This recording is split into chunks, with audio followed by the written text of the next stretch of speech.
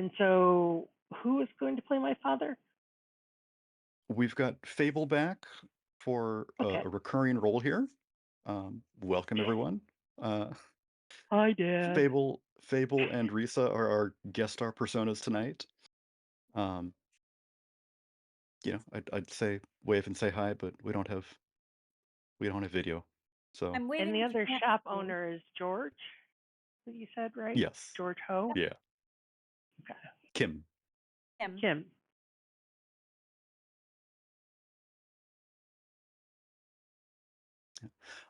So we're missing Tim today, unfortunately. So we're gonna not do his scenes, but we will look at Matilda and her "Am I Losing My Mind" conjuration theme book. Um, so for this That's the scene, second one, right? We're first, aren't we going to do the cue oh, the sorry, orchestra? cue the orchestra. Yes, I Yeah. I keep thinking, uh, "Am I Losing My Mind" fits with this, but they both do. Cue the orchestra Yeah, they particularly. both actually kind of fit, but we're Um, gonna that's why we got start with a this we got one. a theme.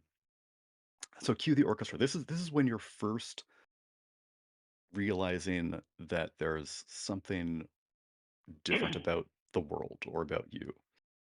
Um, Hmm. and it starts out with you at home, you coming home after a long, hard day at work, and uh, there's something at home with Dad that is making things worse. Um, And we leave Fable, that to Dad's creative. yeah. Um, Fable, what has today been like for Matilda's father? He'd be same as usual.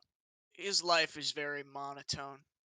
I don't think he'd really have any sort of spectacular thing that's happened today. Maybe he got something special from ordering food, something like that. But that'd be the highlight of his day. Nothing really else happens. Okay. So you were able to get uh like an extra fortune cookie in your Chinese DoorDash delivery or something? Uh That's kind of the level of yeah. special that he gets. Uh Jeff is a simple man. We kind of can't well, afford to be that's anything else. Yeah, it's true. so this has been a good day for you. What has made it difficult for Matilda at work? Well, she probably heard about the death of Mr. Tully for one, and his, regular customer of hers is now dead in a horrible way. So that's got Yeah. her thrown off because first he just didn't show up the next morning, and then the morning after that he didn't show up, and so it took a couple days for her to find out what happened, and so she's kind of off kilter because of that because she had just talked to him, and then they still can't figure out why they're not getting hostess, and a bunch of stuff came in priced wrong, and the scanning isn't working. So, and oh, I forget, what do we name the woman? Stephanie? No, Catherine? Uh Stephanie sounds right, but you Stephanie? took over for her in the morning. Yeah, Do you yeah, both work 12-hour shifts? Is that yeah. Oh God. Just, I found her Yeah. asleep again, and, I'm worried she's going to get fired, and that would just put, actually, in addition to screwing her life up, would screw my life up even more because then I have to train someone new. And so it's like death by being pecked by chickens. There's like no one big thing that went wrong that she could say today was terrible because this thing happened. It's like, no, it was like death of 1,000 cuts. you know and each in their own were so small and so minor and not a big deal, but so many of them happen, they just keep piling up, and it's every day. you know And it's it's just just been every eating at day. you. You Yeah. take the subway home, the bus? Subway usually. Okay. Uh, it was extra crowded. Uh, there were um, some rowdy kids uh, on the subway doing some tagging. They thought they were all cool because they were, uh, wearing their you know motorcycle helmets with their visors Inside. down, um, and just playing really loud, annoying music. And it seemed like they got on. Uh, you're just hoping when you got uh, on that they wouldn't be getting on and going in the same direction as you, but they were, and So now I get to put up with they that. kept staying on. Like each stop, you just hoped that these kids would get off, and they didn't. They were, smacking each other's heads, with their motorcycle helmet heads. They got like visors, like a knight in shining armor, and they're just like smacking each other like fools. Um, and it takes forever to get home, but you finally come to your stop. The doors slide open, and you book it out of there as quickly as you can after such a tiring day. She does. And she's all the way up the stairs when she remembers she left dinner on the subway car. Oh. And you just hear the whoosh of the subway Yes, train as it disappears into the takes tunnel. off. Great. Great. Oh, what am I going to feed Dad?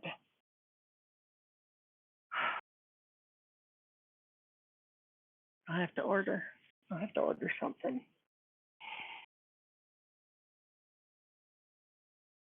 Okay. Okay. Nothing to be done. I can't change it. Can't catch the train. Gonna have to just go home and deal with it. Okay. She puts her bag across her body and puts it home. Just gonna head Okay. down, determined, walking quickly. Now her head's kind of preoccupied with I gotta figure out this is gonna screw the budget up. Great. Gotta order out tonight. I can skip dinner. Dad'll eat. That'll work. Won't be as much then. I'll forward something in the kitchen for me. Okay. Okay.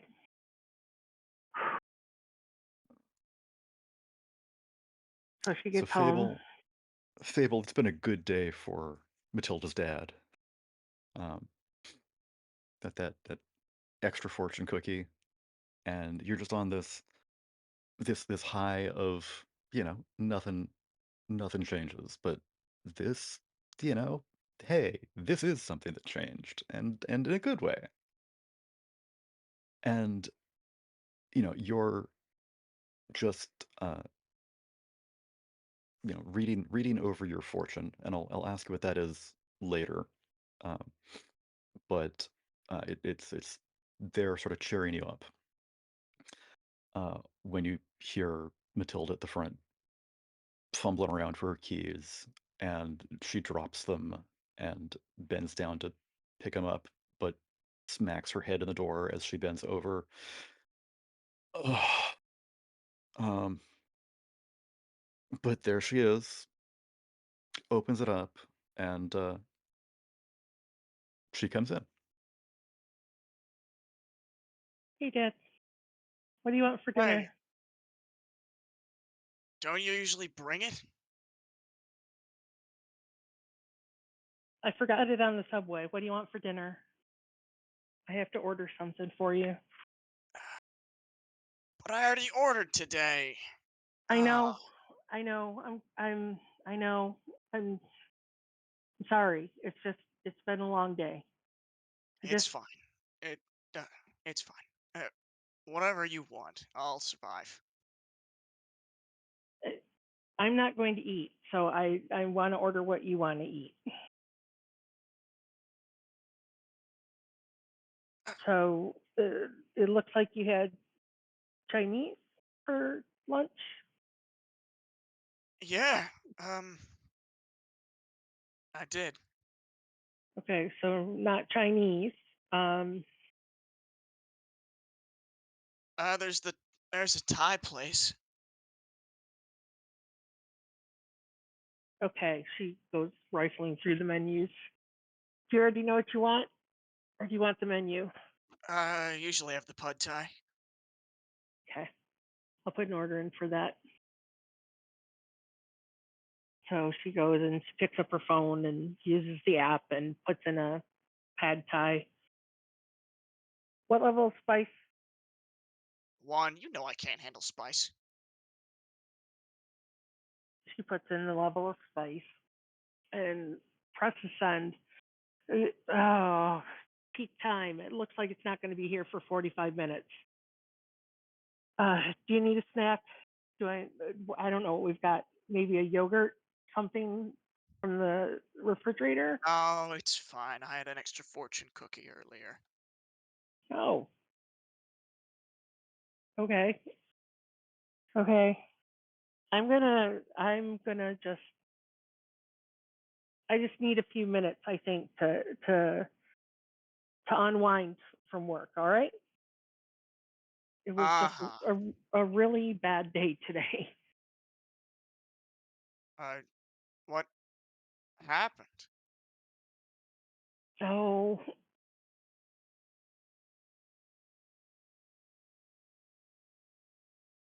death of 1,000 cuts. A bunch of little stuff. Well, one big thing. Remember that subway accident? Yeah, I was on the news. Why? One of my regular customers was killed in that accident. Mr. Tully. He would come in every morning and get ho-hos. Except for the last day, when for some reason our ho-hos had been replaced with some Canadian brand. Must have really not liked that brand. What? That's a weird thing to say, Dad. That's weird. That's really weird. And I'm worried the woman I relieve is going to get fired. And we got our scanners messed up. There's just all of these things that it just feels like everything every day gets worse. And like there's no escape. But you don't, never mind. I don't want to unload all this on you. Sorry. Just, I'm going to go in my room for a little bit, all right? And I'll listen for the Grubhub driver and I'll get the door when he rings. Right? Oh, she Could you goes in her change the bag. channel, please? Yeah, I got the remote replacement. Finally. So she gets it out of her bag. Well, I had to wait to get paid. So, why don't you see if you can figure this out? And if not, I'll program it for you in a little bit, okay? Call the universal remote. And you're supposed to look up, apparently there's one number that's the same as our TV. And if you put that number in, everything should work. Sure. So she hands it to him. She doesn't actually expect that he can do it, but it'll keep him busy for a while. Yeah, he kind of monkeys with it. Yeah. So she goes into her room and then just bursts into tears. What does your room look like here? What is she collapsing into? So her bed is just about 4 million pillows, but none of them have any support. It's just like squishy and soft, and it's the kind of bed you just disappear into, like it swallows you alive. And there's a television and a VCR with her movies and posters all over the walls of silent films and like movie posters and photographs of silent film stars and stars through the 40s and just tapes everywhere. Just all the stuff that she shared with her mom when her mom died, she just brought it all into her bedroom. And so her room is fairly small. I mean, it's a 10 by 10 room, and it's packed pretty much to the gills with videotapes, the TV, her bed, and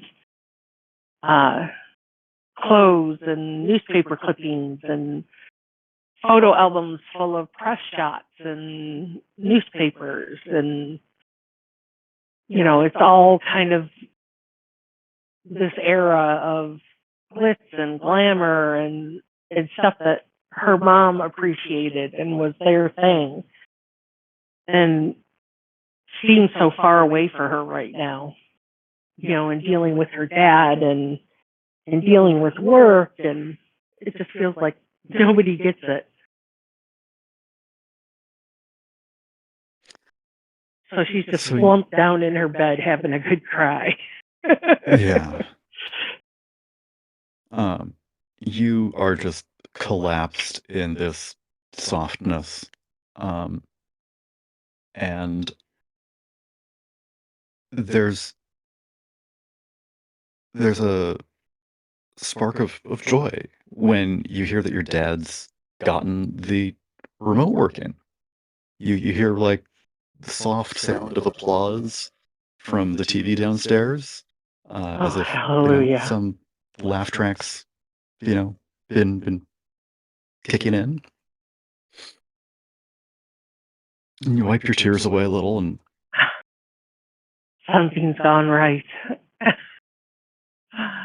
then it gets louder, and your room gets disable darker. the volume.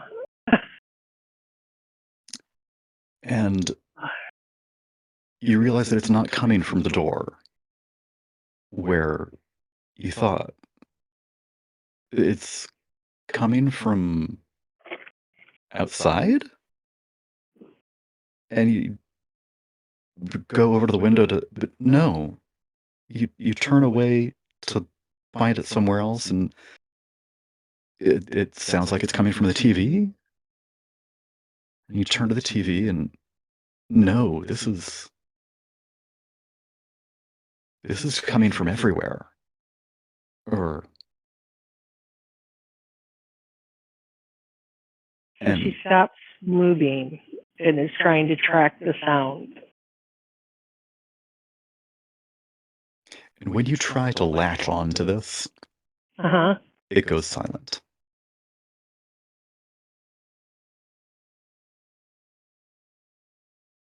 What was that? I'm losing my mind. And she doesn't hear it anymore? She doesn't hear it. You start wondering, and then there's the high-pitched screeching of violins, as if there's something ominous happening. And just as this comes back and starts to crescendo, your phone rings. She looks at her phone. Who's calling? Caller ID, tell me. It's flip phone days. It won't tell me. Yeah, it's got like the number on it, maybe. Oh, that's right. And it might have something like a name. Hello? Hello? And it's George Kim, your friend who's also a convenience store clerk at a local convenience store down in Miller Square. Oh, hi, George. What can I do for you? Hey, I know this is really weird, but I just felt the urge to call you. Everything okay? Oh, just life. Oh, you're telling me. Did you hear about that subway crash today? Yeah. One of my regulars was in that. Mr. Tully. he would come into my store sometimes too. Yeah, he was killed. He was just in my store, and he was in my store all the time. So like every morning, he had kind of his order of stuff that he would come in for. Oh, And that is so sad. Matilda, Yeah. as you start reimagining this and sort of tapping into the emotion that brought up earlier in the day and it's just been going on, you can hear this sort of background music that it just is so evocative of sorrow, and it's just it's mirroring what you're feeling. Do you hear And- that, George? Yeah, the music?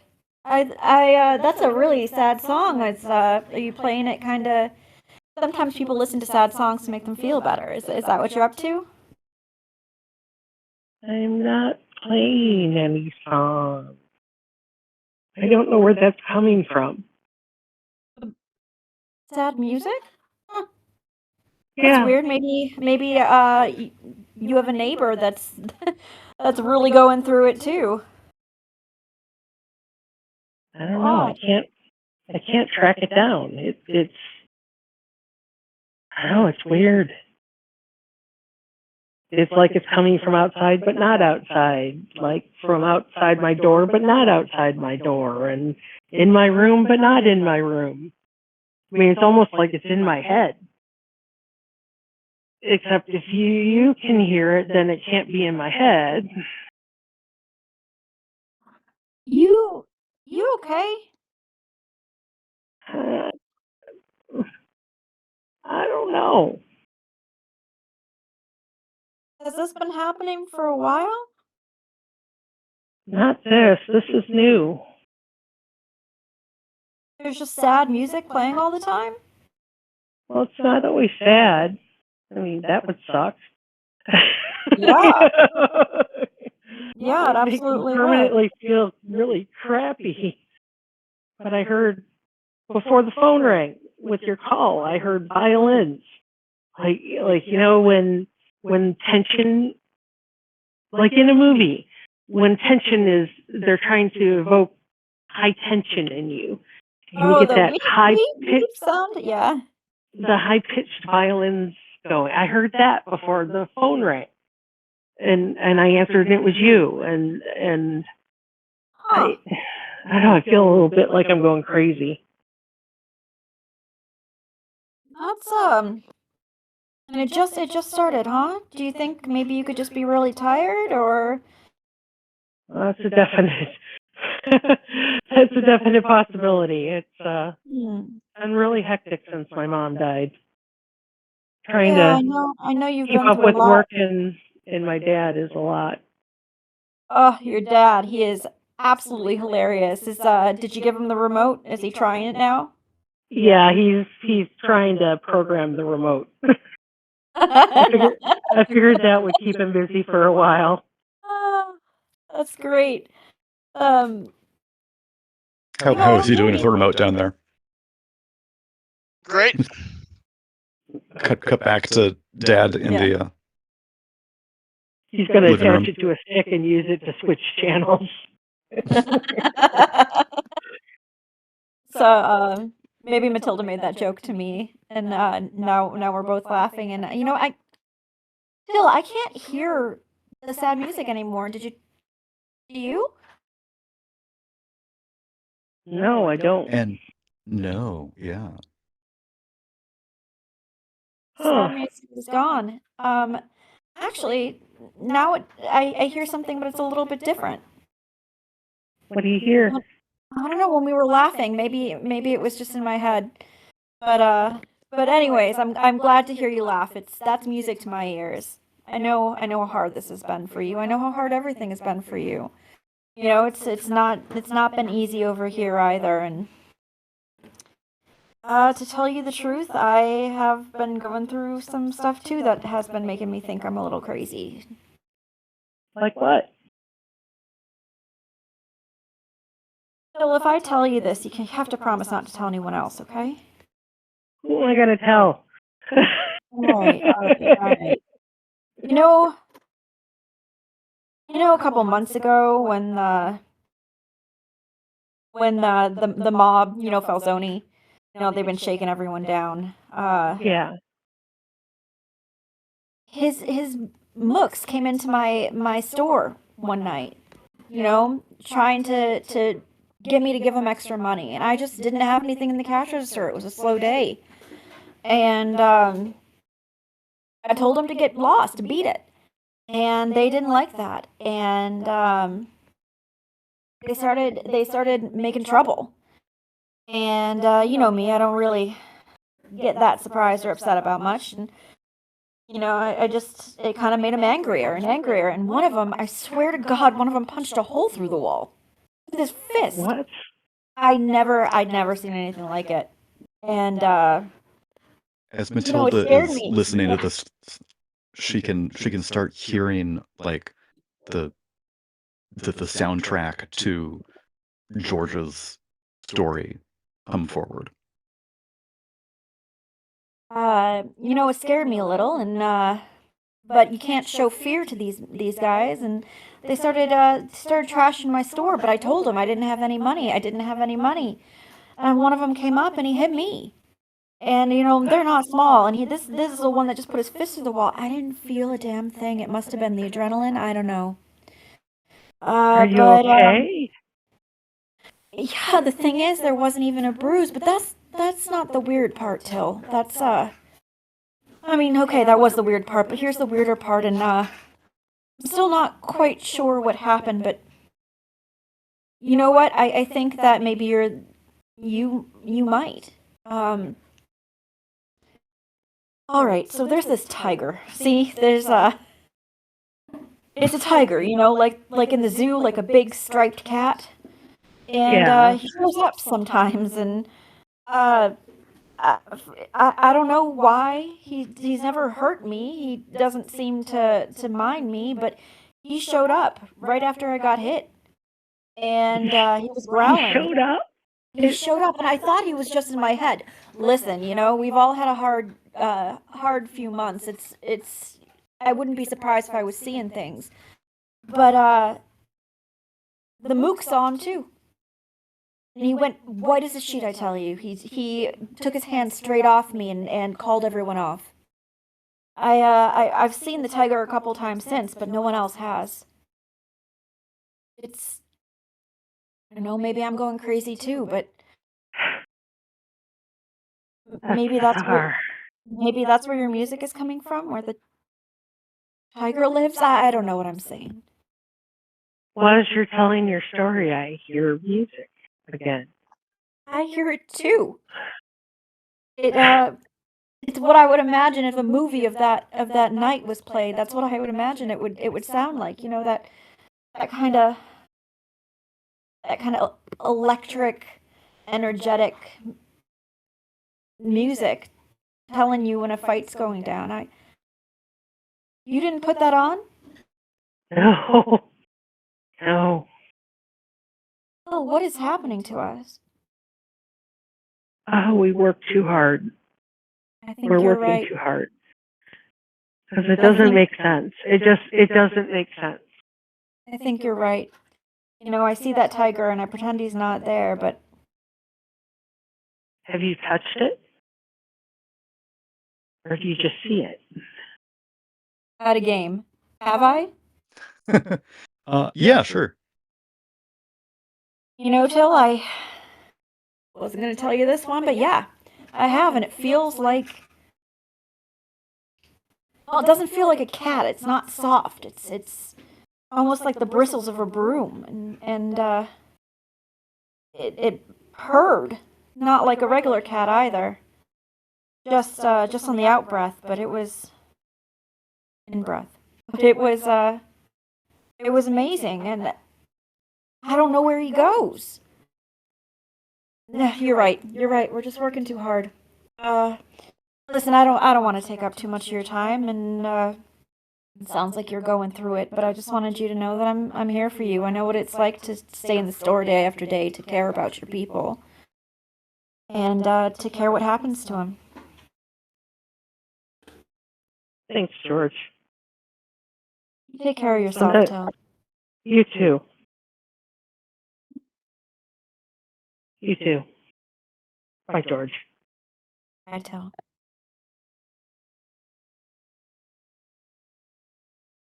Tiger. So Matilda, you hang up the phone, and the orchestra dies away.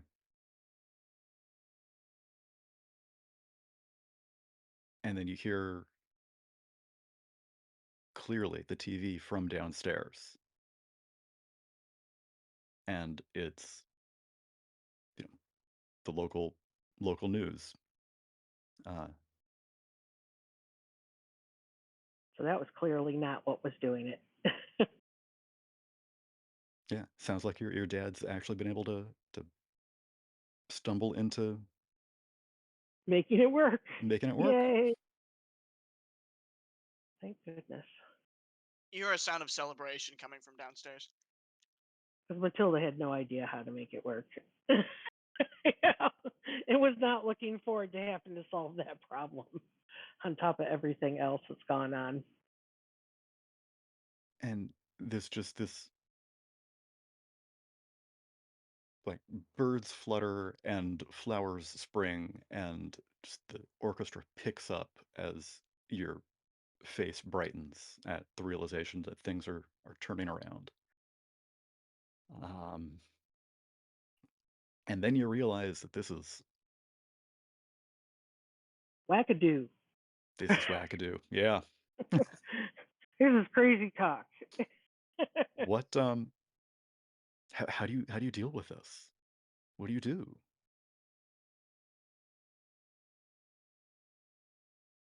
She's really confused. Like if it was just her hearing the music, I think she'd handle it differently than the fact that George just told her that a tiger shows up and that he's touched it and it's real, and then it goes away, and it's sort of like something's going on, but I have no idea what it is. Right? Like No. maybe there's something amiss in the universe. And it's all the bodega owners are going to be the ones to figure it out.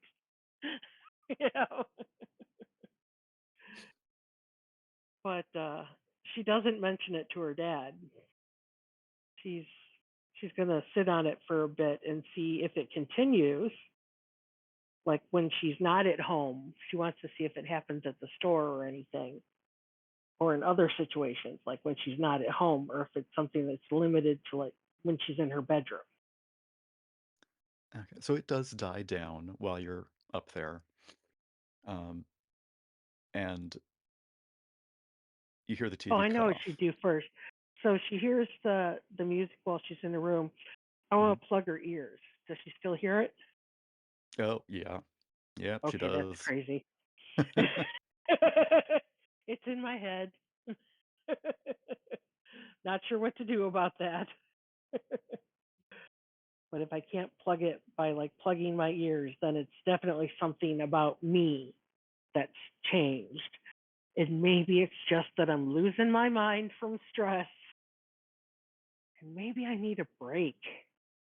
Like I haven't had a day off in forever. Maybe I need to take a couple days off. Yeah, maybe that's it. I'm sure that would solve everything. Yeah. With this, the idea that like maybe I can take a day off, Yeah. you just feel so much calmer, and the music fades away. Okay. See, it's all good. It's all good. We're not going crazy. Well, we might still be going crazy, but maybe we can take a day off, and that would be okay. Maybe we could take a day off and not tell Dad. That would be even better. She kind How of is laughs Dad to her, doing? kind of laughs to herself. He's Yeah. relaxing downstairs, enjoying his small victories. The fact that he has a remote again and can channel surf. Exactly, he's ecstatic. So she will leave her room and make sure she's available for the delivery driver when he arrives.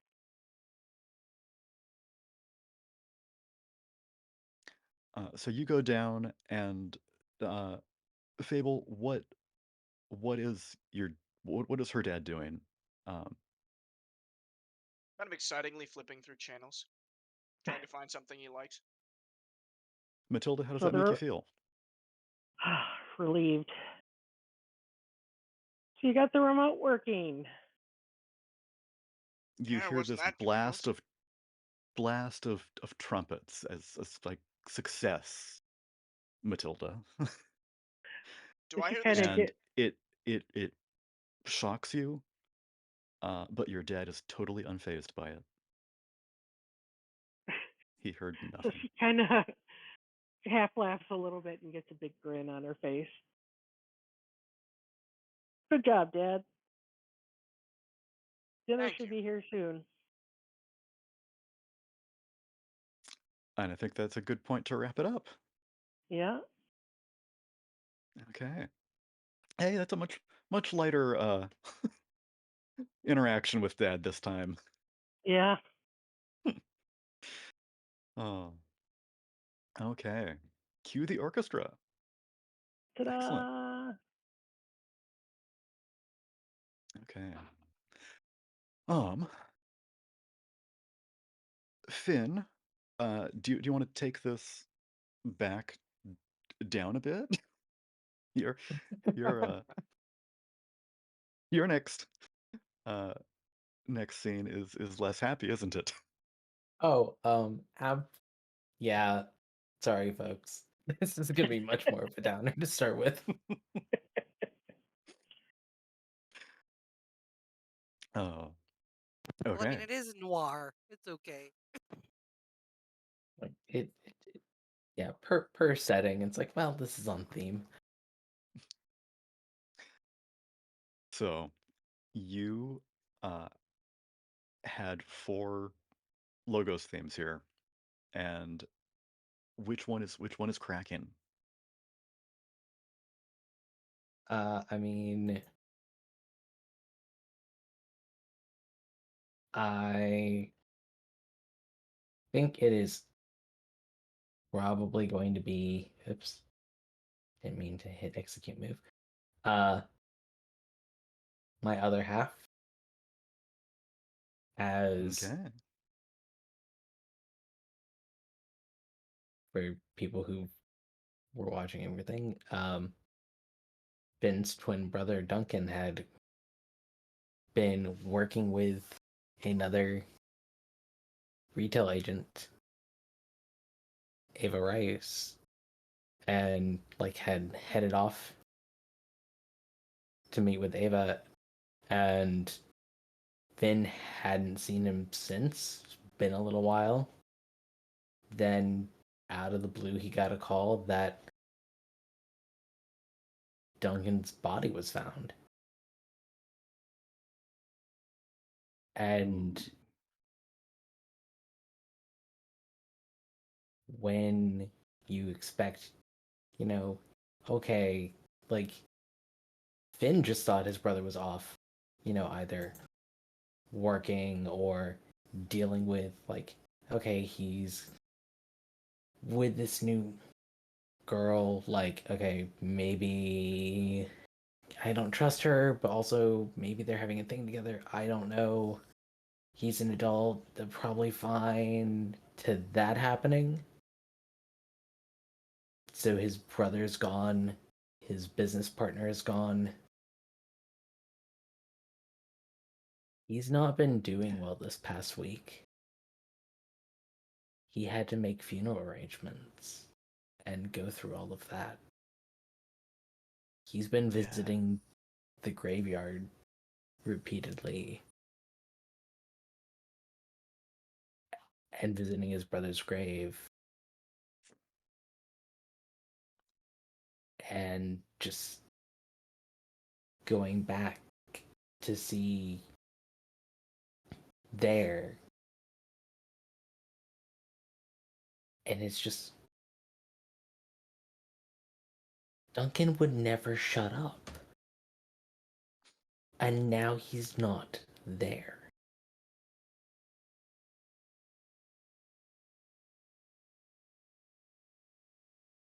No.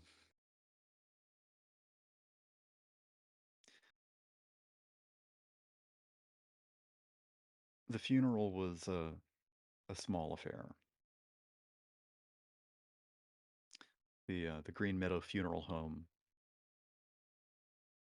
did a good job, but this was all falling on you. They did what they could to make it as easy for you to deal with as possible, but it's not. Try as they might.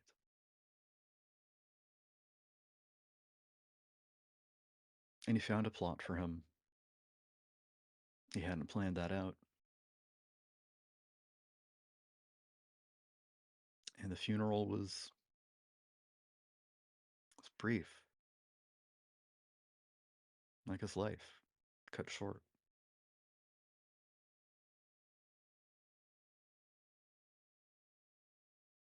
But you go and visit his grave. What's the grave look like? Does he have a headstone?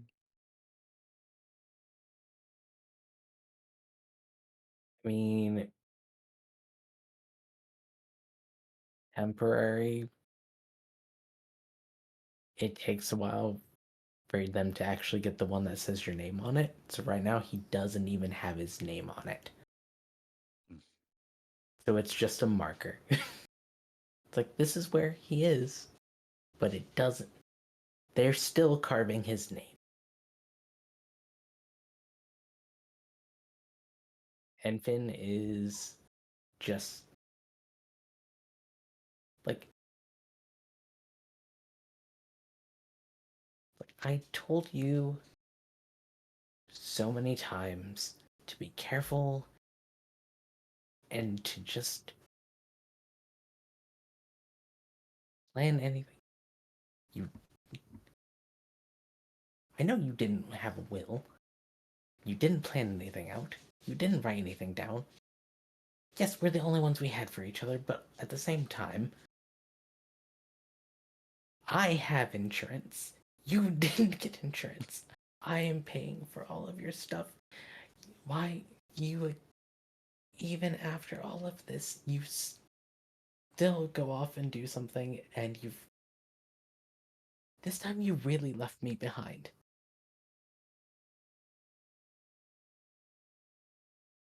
Now I'm really doing this alone.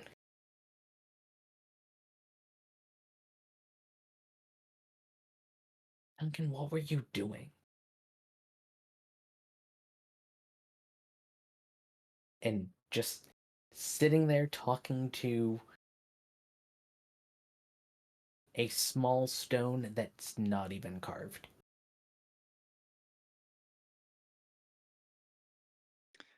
You get caught up in your thoughts. You realize that you actually are talking out loud when you yell at the unmarked grave. Uh, and you sort of snap to and realize that you're not alone. There's some kids laughing as they uh, spray paint the side of a nearby crypt, and they're laughing and tagging it, and they got these motorcycle helmets on. Fucking kids. Sorry. Yeah, and a couple of bicycles, leaned up against the crypt.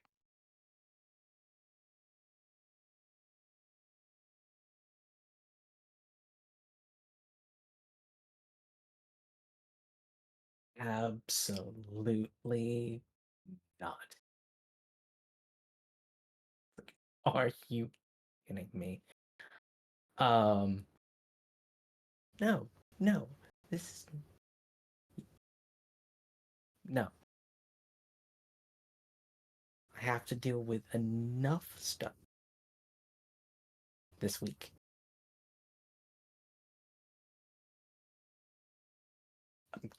I'm getting up and I'm heading that direction. And maybe you don't need to deal with it.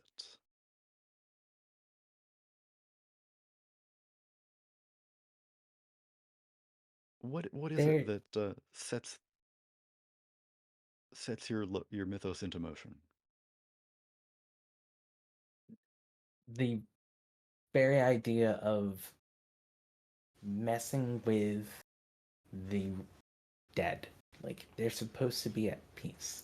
You don't mess with the graveyards, the dead, the people who have already lived their lives and are gone. It's like, that is basically sacred ground. You don't go messing with stuff and with the people there.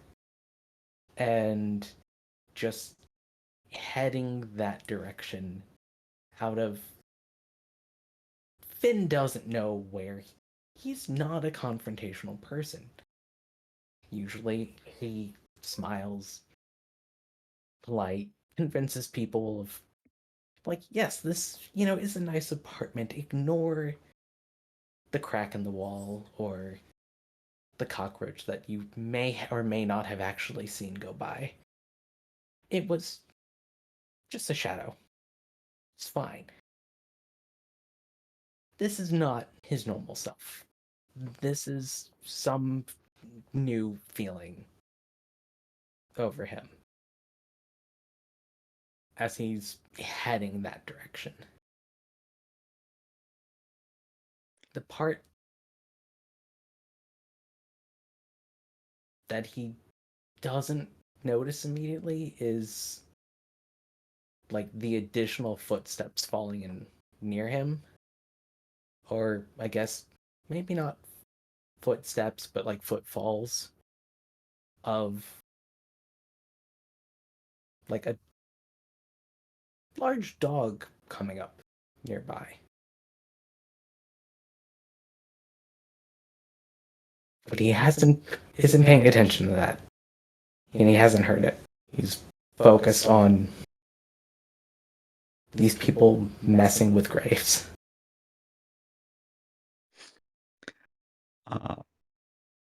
Well, they certainly haven't heard it either. But they finish off their tag with a white and gold spray from each of them, highlighting the knights. And they've tagged this crew name on the side of the crypt, and feel really, really pleased with themselves. Like, start capping up the paint cans. One of them reaches for the bag, and they notice you coming. Like, oh, damn it! Someone's finally, snapped out of it. Come on, let's get going. And so one of them tosses the backpack over his shoulder, satchel with the paint cans in it. The other runs to grab his bicycle. And they hop on. And what does what does the church grim do here? What does Finn do? Finn just yells them to get out and leave the graves alone. And the church grim, now for the first time that Finn notices, just gives a massive bark and snarls at them. And the frame of reference for other folks is the church grim is about the size of an Irish wolfhound, so it is Oh, massive.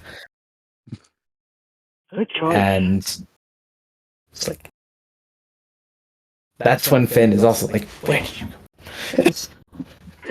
Very surprised, like, wait, where did you come from? What?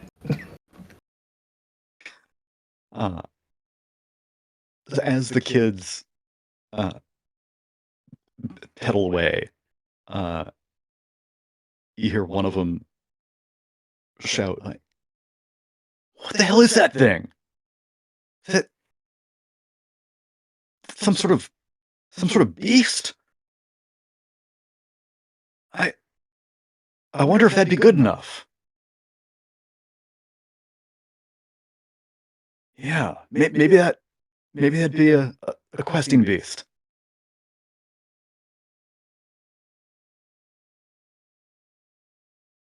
Don't And know what he's talking about. And they, put the pedal to the metal as they would on a bike. I don't know what the term would be. They speed away quickly. And this dog chases them down. And it lunges and snaps, and it gets one of their back tires. And the kid falls over. I think Finn is gonna whistle. I'm not able to actually do that, but Finn is going to whistle. Where's to Matilda try when you and need her? See? Somebody There we can go. whistle. That was a great whistle. Nice job, man. Thank you. I didn't know you could whistle. And just to try and get the dog's attention, 'cause I'm like, I think it's a massive dog. I think it might very scare the kids off. Don't want them eaten. It responds to you. It hears your whistle and snaps its mouth closed. And the kid is just screaming and yells to the other guy to slow down, and the two of them hop on his one bike unstably, and the dog sort of waits for further instruction from you. I can't believe that worked. Do you live around here? Check the dog for a collar. Not No. finding one. It would look at it. No. It's like definitely not Duncan. Aww. Glowing Glowing red eyes. scary glowing red Yeah. eyes. That's a little Yeah. ominous. It's just like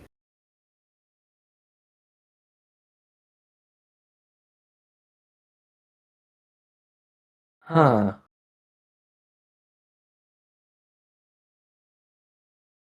Looks around. Do you want to come with me? And is gonna take this giant, massive dog with him. Okay. Not alone now. Not alone now. So what is your new mythos theme? The new mythos theme is Guardians of the Grave with the Black Dog Familiar. Okay. Excellent.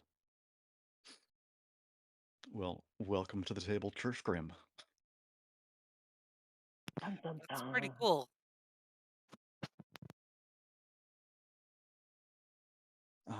So Jack isn't here tonight, so we're gonna have to skip him.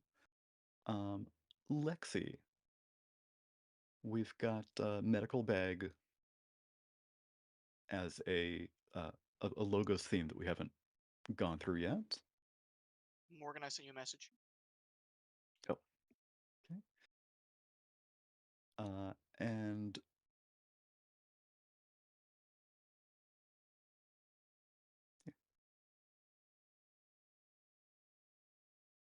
let's do that.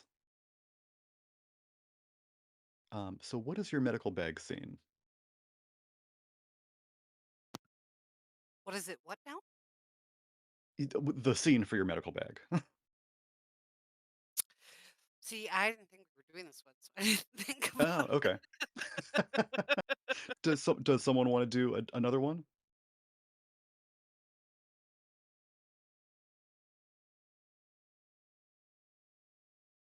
We're not going to do the medical bag?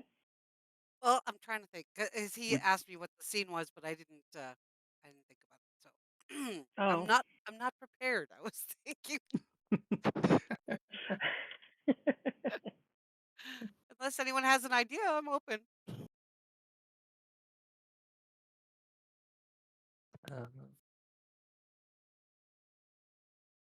Trying to think. Well, so what I have left is just my Am I Losing My Mind, which is the stuff starting to manifest out of her dreams and movies and into her physical world. I don't really have a scene set for that in my mind. Like the first thing I thought of was her falling asleep watching Cleopatra and waking up and finding sand in her shoes. So stuff like that. okay. But I don't know, or you and I had talked a little bit about it, Morgan, stuff like she goes into her pocketbook and, there's a Derringer. Like, oh my Yeah. God, where did that come from? And so So stuff we don't like have that. to. Yeah, we don't have to do a scene for it necessarily. Yeah. What sort of things go on? Let's pull up Matilda here. Am I losing my mind? Um, so yes. So it's been a. Uh, we'll say that you've had your day off. Time has passed. Okay. And it's you're able to you know you work on Saturday and Sunday, but you've got a weekday off at least. So on your weekday, you've been watching old movies, um, and you've crept away to a theater in the old quarter that shows Cleopatra and other classics of the silver screen, Mhm. and you go in the afternoon and the sun sets while you're inside, and it's dark out. Uh, the the mist is heavy, and you can hear the lines just echoing through your head as you wait for the bus home. And uh, and then you sort of worried a bit. Are you thinking about these voices? You're remembering them, Yeah. or is it Like, something else again? Yeah. why don't you tell me what do they say anything that is not just uh, lines from the movie? So when I interact with them, like, is that an out of game question, kind of about how this will work? Yes, they can say things Oh, that don't happen in the movies. oh So no, yeah, when definitely. No, yeah, I meant when she just can have how did you want the scene to play? Do you oh want this to actually be? yeah, they can say things that aren't in the movie, Yeah, but okay. she'll recognize their voices and characterizations, and it's like, what is you're Bogart, and the Maltese Falcon. What like, why are you talking to me? Yeah, I mean, she just kind of she's waiting for the bus, and so she's got her eyes closed, and then she goes, oh yeah, I got bad idea to be waiting at the bus station with your eyes closed. So she she just bides her time and thinking about the movie, and you know, not sure. She's enjoyed her day off and is kind of just thinking about how things have gone and what she should be doing. Risa, you don't happen to have like a vast wealth of knowledge on, you know, old movies, do you? I wouldn't call it a Or vast wealth, but I can any? absolutely I could absolutely figure something out. Well, I mean, I Uh, can. Why don't I be Cleopatra? yeah, I didn't want to like leave this stone unturned. Yeah, Like let's. if you happen to like, oh yeah, I totally love, Buster Keaton, and you know, I you know wrote a dissertation on him. Yeah. Yeah, No, I or an definitely. easy one that most people could pull out of their back pocket is there are several representations of Sherlock Holmes, for example, that would be appropriate to pull out. You know, Basil Rathbone and um, oh, I'm Sure. blanking on the guy's name. So, So, but um, yeah, so I was thinking maybe Elizabeth Taylor is Cleopatra, but that's a bit later. It would be more okay, like Vivian Lee's okay, portrayal or another actress's portrayal okay. of So not the Cleopatra. 60s. Okay, Yeah, so we're or the kind of the 40s. cutoff on her mythos is like the 40s. Okay, So we're the actors and actresses in movies and things are all kind of like 1900s to the 1940s. okay. Yeah, I can absolutely do that. I will. Then I'll. So the Cleopatra that what you just saw was Caesar and Cleopatra, the one from 1945. That would be fine. Yeah. Okay. All right. Awesome. So you hear that same voice. Now I'm being the DM. You hear Yeah. that same voice kind of calling your name. The voice that you heard on the Cleopatra screen. It says, Matilda. Matilda. Uh, she looks around. Hello? So what did you Hello? think of the movie? Did you like it?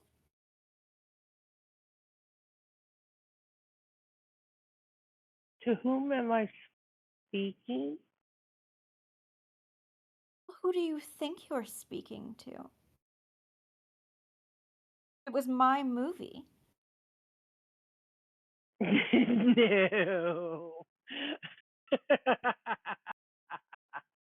No, now I'm losing my crackers. That's it. I'm done. Stick a fork in me. I'm not speaking of forks or crackers, Matilda. I asked you a very simple question. Did you like it? Of course You I were liked very it. quiet. You're fabulous. Oh, Well, thank you, you. you can't possibly be talking to me. That just doesn't make any sense. Well, I find that not everything must make sense. Matilda, I wanted to talk to you specifically from one powerful woman to another. I see. I see you, and I see a powerful woman, but I see a woman who has yet to claim her own power.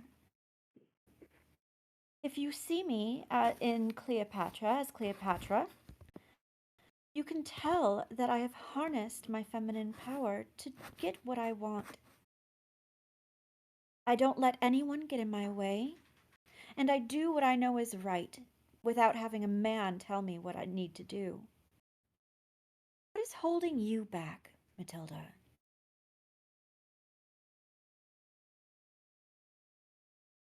Sanity. What is? She said sanity. Sanity. Yeah, like I find sanity to be greatly overrated, Matilda. You think it was sane of me to take over an entire empire? A woman? No. I think that you put too much faith in sanity. I think you need to embrace yourself. Embrace what can be. Don't worry about what's sane or not. Now tell me, what is holding you back?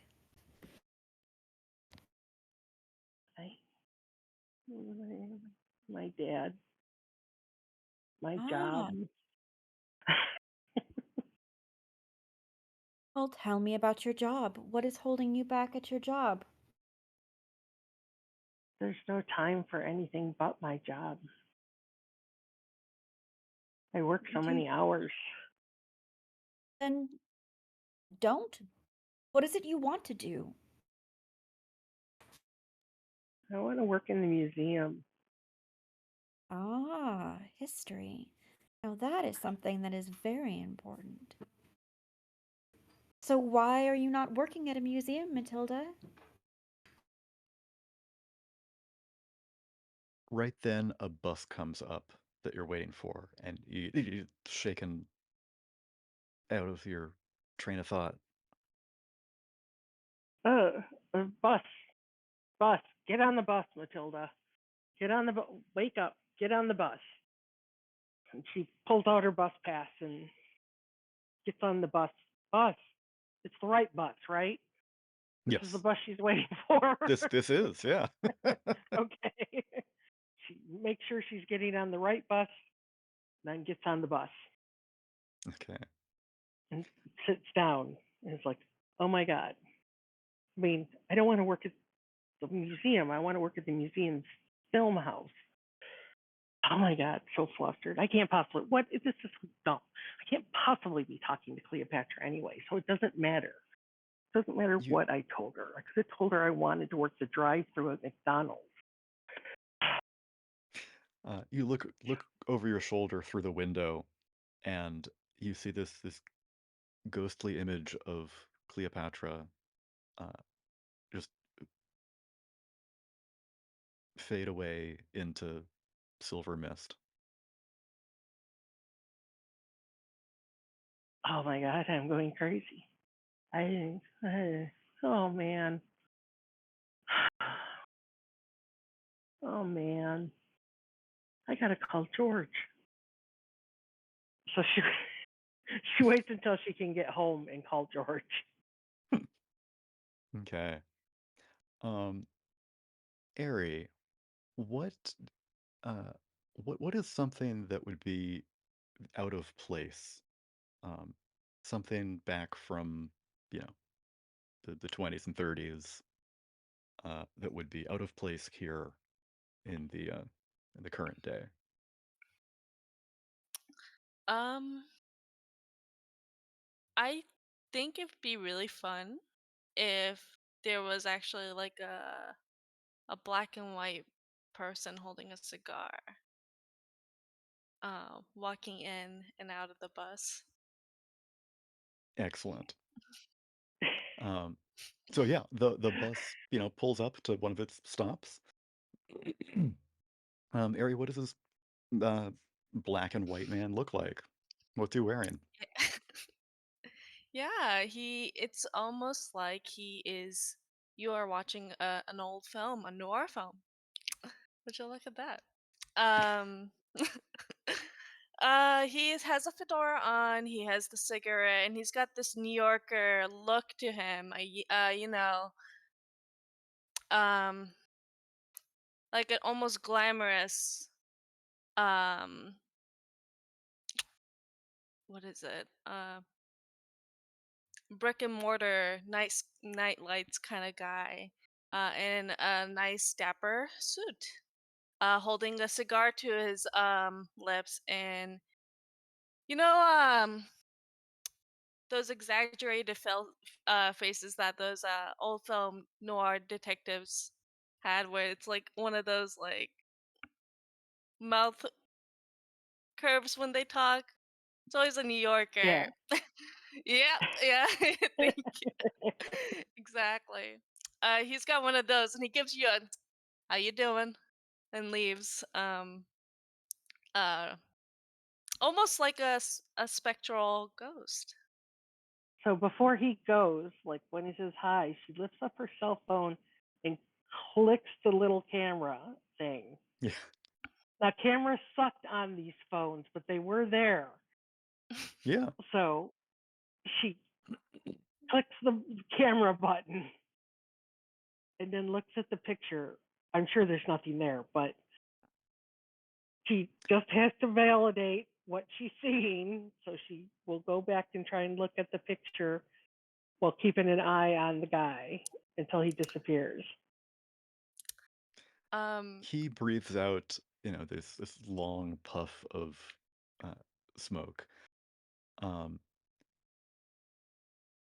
and he's just sort of standing there at the front of the bus.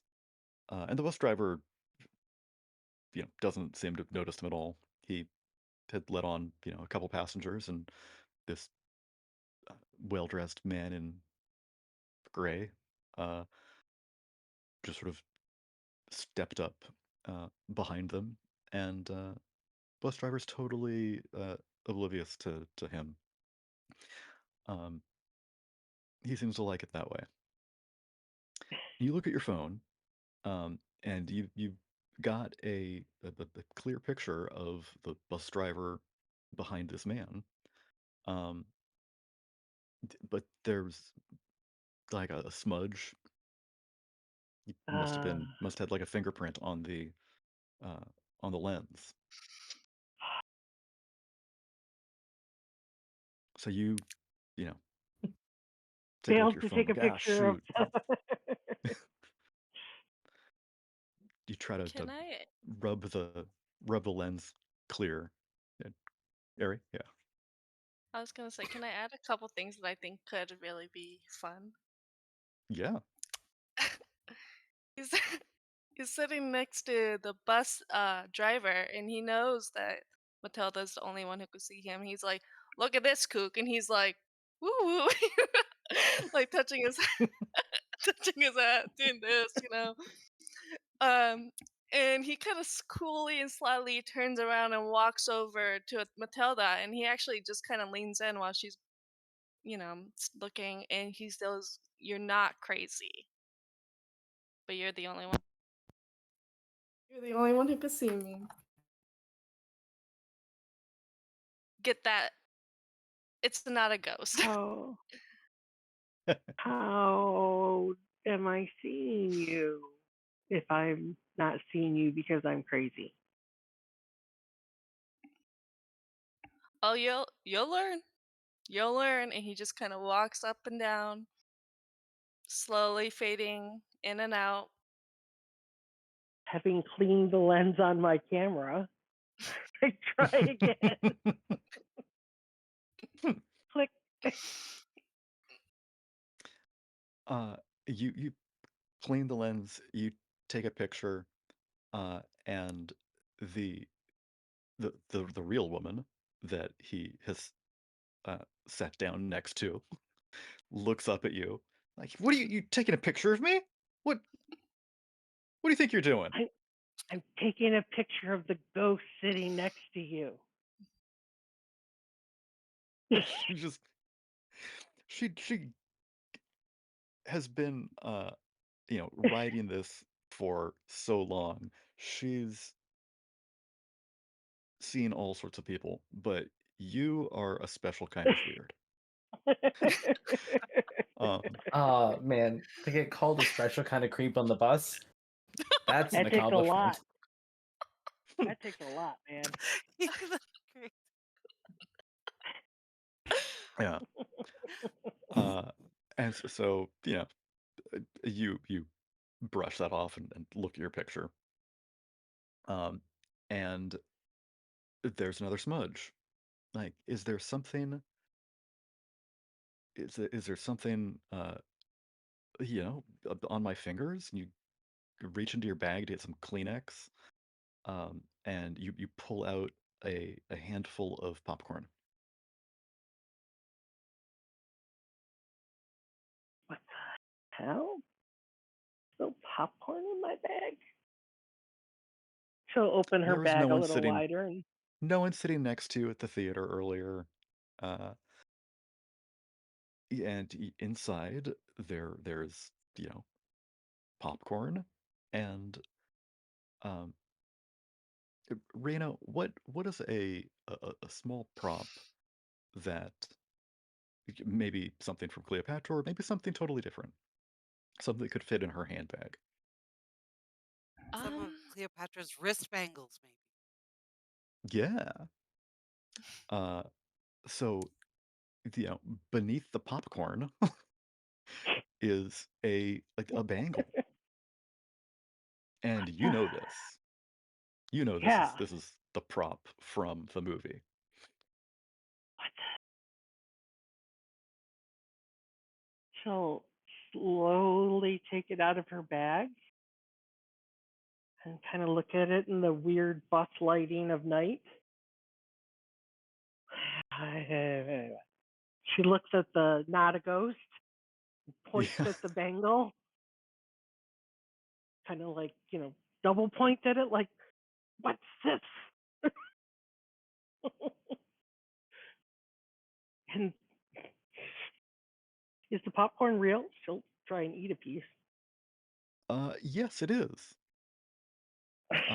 Would you like the annoyed woman to uh, be annoyed with you still because you're doing weird stuff and pantomiming? Or would you like her to be uh, confused because she thinks that you're offering her this bangle as an apology? So does she see it or not? These things that you can manifest from your bag, Yeah. these So she can props and see it. stuff. Other people can see the props and stuff. So she would Okay, see so the she weird, thinks that she sees yeah, the she popcorn and she sees the bangle and her pointing at the bangle, like, like, what's this? How did this get in my purse? So yeah, so she's seeing it because the guy with the scar is still sitting next to her. Or for all intents and purposes, it looks like I'm gesturing to her. yes.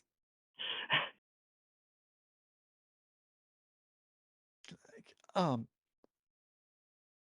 that's a very pretty bracelet there. You should take it to museum. It's a movie prop. Well, it's done quite well. Um, yes. Why don't you You want take some pictures of popcorn? that instead? I've got popcorn No, no, thank you. out of And my she bag. pulls the cord. Like, I Like, think my time to get stop is off. next. Just loose popcorn in the bag. Yeah, around her wallet and keys. Yeah, and for the lady, if her stuff wasn't next, it is now. It is now, yeah. Uh, And okay. so there's a seat next to her. She'll pat on it, like looking at the guy with the cigar, and pat the seat next to her, like a come here with her finger thing. which I'm sure the lady getting off the bus thinks is for her.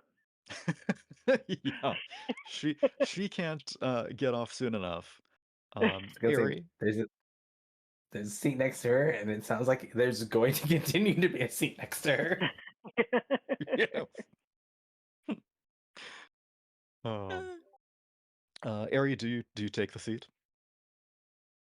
I do. Gosh, I wish I could do a New Yorker accent.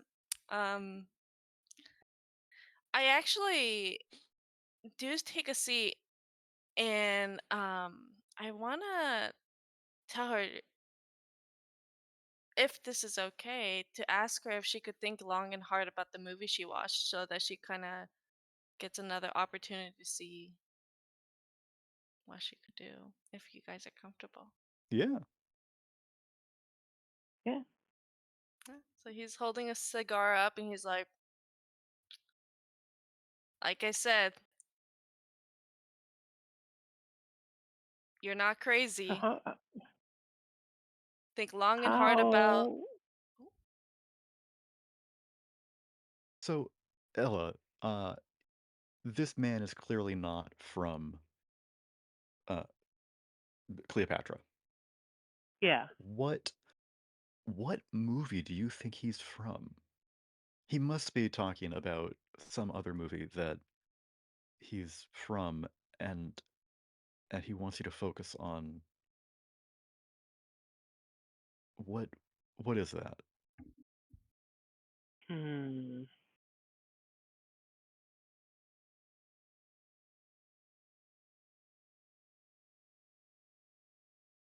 I'm not sure.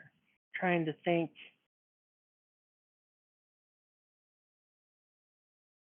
What about like Humphrey Bogart?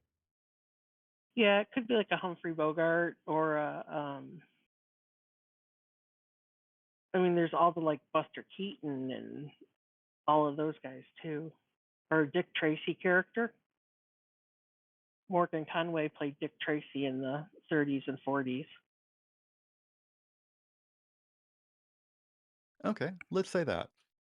Say it's Dick Tracy. So he's probably from a Dick Tracy movie. Maybe this is an They might have informant played that like a serial or something and maybe yeah. before. So what character from this Dick Tracy story do you think of? Who So do you you think always that think this of man is trying to, get you to think of? well, let's try and think of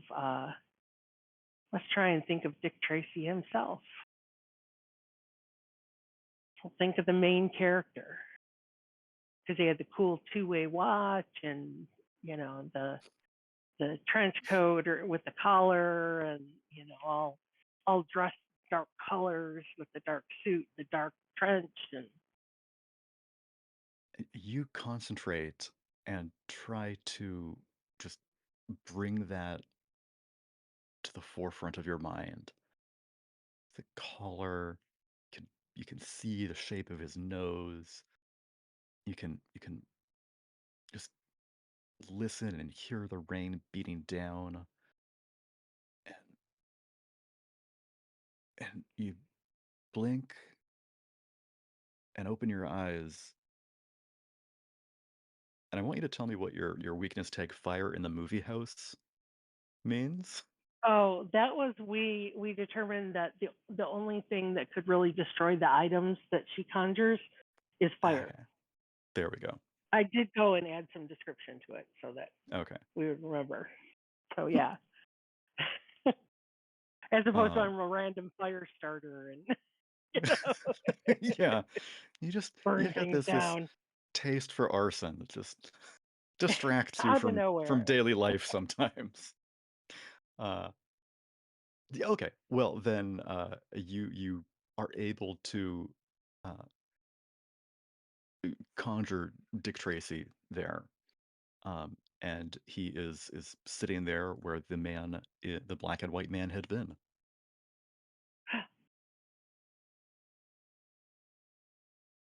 Detective Tracy. Wow. Jacob, you want to be Dick Tracy?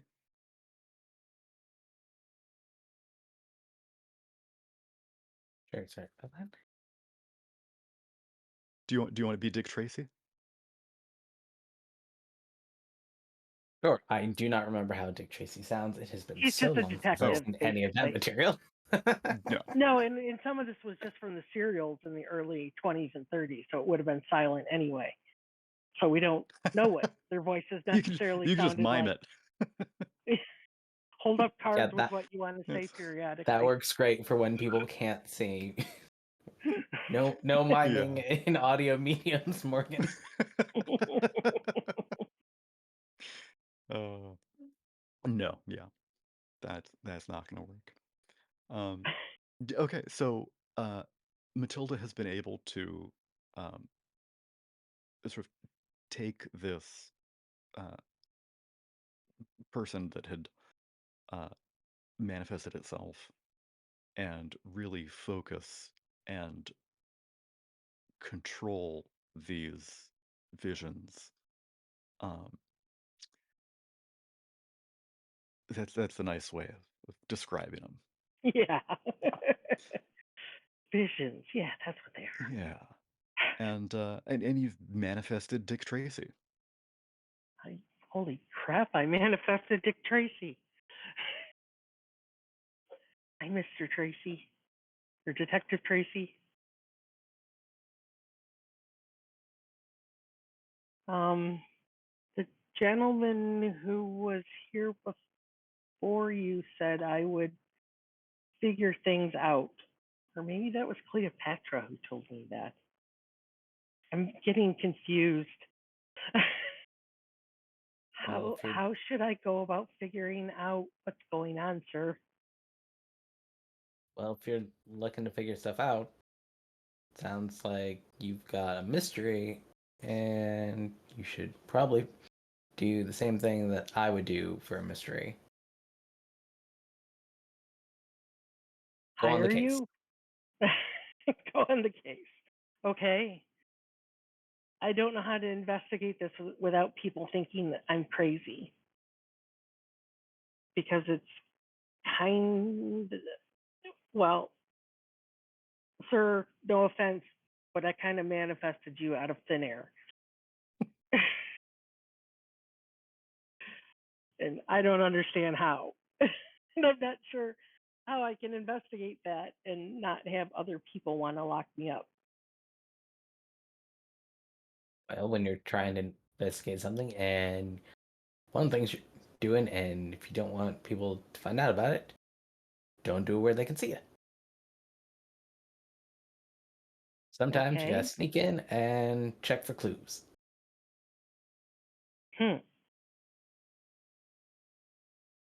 Okay.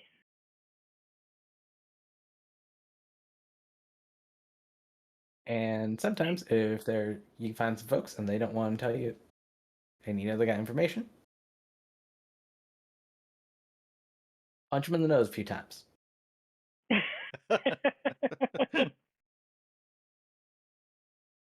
So she's gonna try something. So can I have your two-way wrist radio?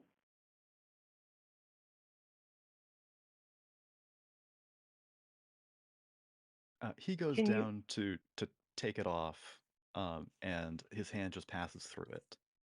Okay. No, it's too much a part of his character. I was also gonna say you didn't say the magic words. Oh, please. Okay, she's gonna try something easier. Can I please have the boutonniere you're wearing? The flower on your lapel? You take that off, and you're able to give it to her. Whoa. There you go.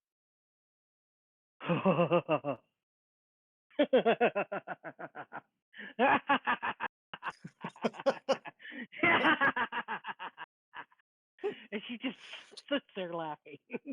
So there is a crack of thunder and lightning erupting from behind the bus. Um, Tracy it just says, if you were worried about people thinking you were crazy, you might not want to just laugh keep laughing like maniacally on the bus. Just uh, professional yeah, opinion. it's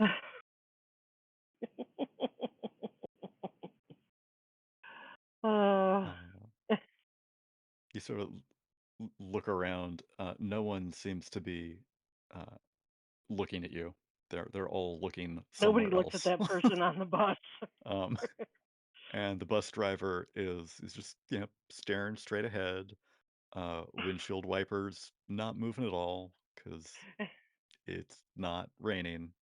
You just have the cackling and thunder and lightning uh, coming together from your other mythos theme. That seems like a good spot. I think so. Yeah. um, That's funny. what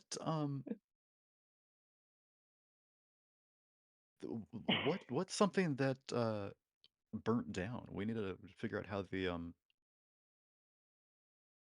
your fire the movie house Oh, weakness what I tag replaced. worked. Yeah. Yeah. Um,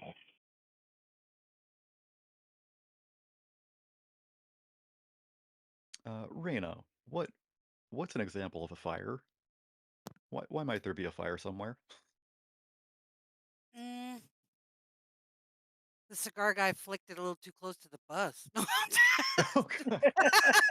No, I don't know. Not in this Is- scene, just oh, like places that there are fires. cooking fire, well, fireplaces in even in a little restaurant or in a house. Yeah, okay. candles. Candles, yeah, I never even thought of that. Good one. Doesn't have to be a big fire. True. So I'm burning shit down apparently. Oh, sorry. um so I don't think that Matilda would be out at a fancy restaurant with candles and a fireplace. Nope. Um but She might burn uh candles at Oh, home though. what about just like a bar or something with matches? yeah. She might get a Uh drink after work. She might get a drink after getting off the bus. All the stuff that's Fair point. happened to her tonight. What about like a bum trash fire? Like in a garbage can. She's passing by it. Maybe someone bumps into her. She sets one of her things on fire. I don't know. How are the city streets here lit up? Are they electrical or is there like light? in the old quarter here, this has been around for quite a while. This is the area the city was built on. Um, there are gas lamps here. Um, some still operational. Some have been retrofitted with electric bulbs. Um, One but of those gas lamps might spark yeah, something. yeah. Um,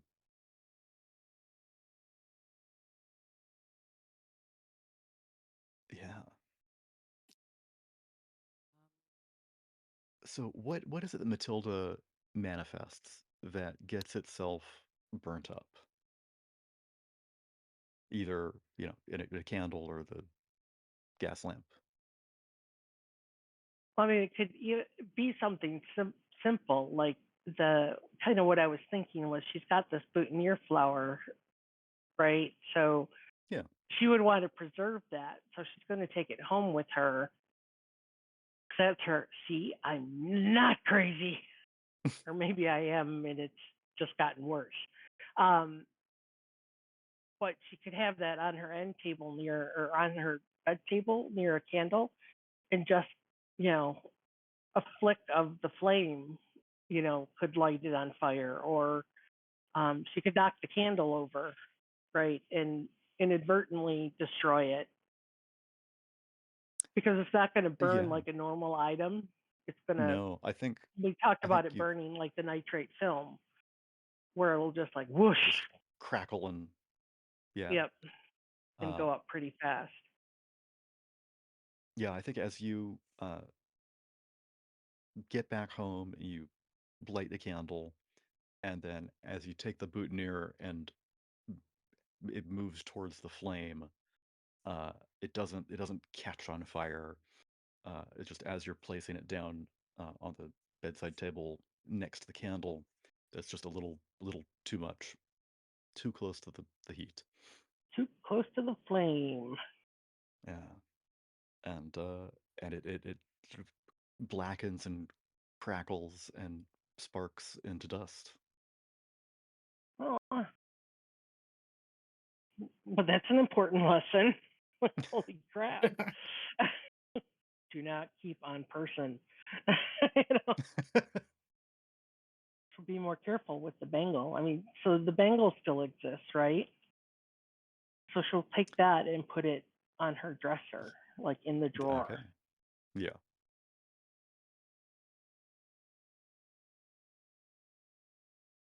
But now she knows that she can get things from the people she's talking to, like ask them for things, You can. which is The freaky, but kind of cool. yeah. I think you go to put the bangle back on the table. You know, there's some loose popcorn there still. But the bangle's gone. Oh, Yeah. I hmm. think mechanically, the change the game move is going to let you create some sort of prop or something from the movie. But you can't use that to change the game and make something else because it's already still sort of in play. Yeah. Okay, So one thing at a time. that works. Unless it's like the popcorn, which is just, narratively Ubiquitous interesting. sprout shadow. Not, yeah. And I track so many bugs with all that popcorn. Mice. Well, no, that would require it to be, a significant item, some kind. True. Every time she summons something, popcorn appears too. We could do that. It always You need comes to. packed in popcorn. I mean, hey, if anyone's ever investigating us, they're gonna find clues. It's gonna be popcorn around locations Everywhere. we've been at. It's like it's those Oh. casual vigilantes again. How do you know? Popcorn. The Not nose fresh, it's knows. stale. It's. Oh. Let's see. Do we want to take a break and come back for another scene or two, or keep going, or call it for tonight? We've got medical bag for Lexi, Which I close quarters s- combat. put a little message in that channel because I had a question for you about that. Oh, okay. I So if we having a take a break, hard time monitoring multiple things. no. I figured we'd wait till a break or something. Yeah. That's why I'm telling you now. Okay. Great. Well, then Great. let's take a short break. Let's call it 10 minutes. And we'll see people back after that.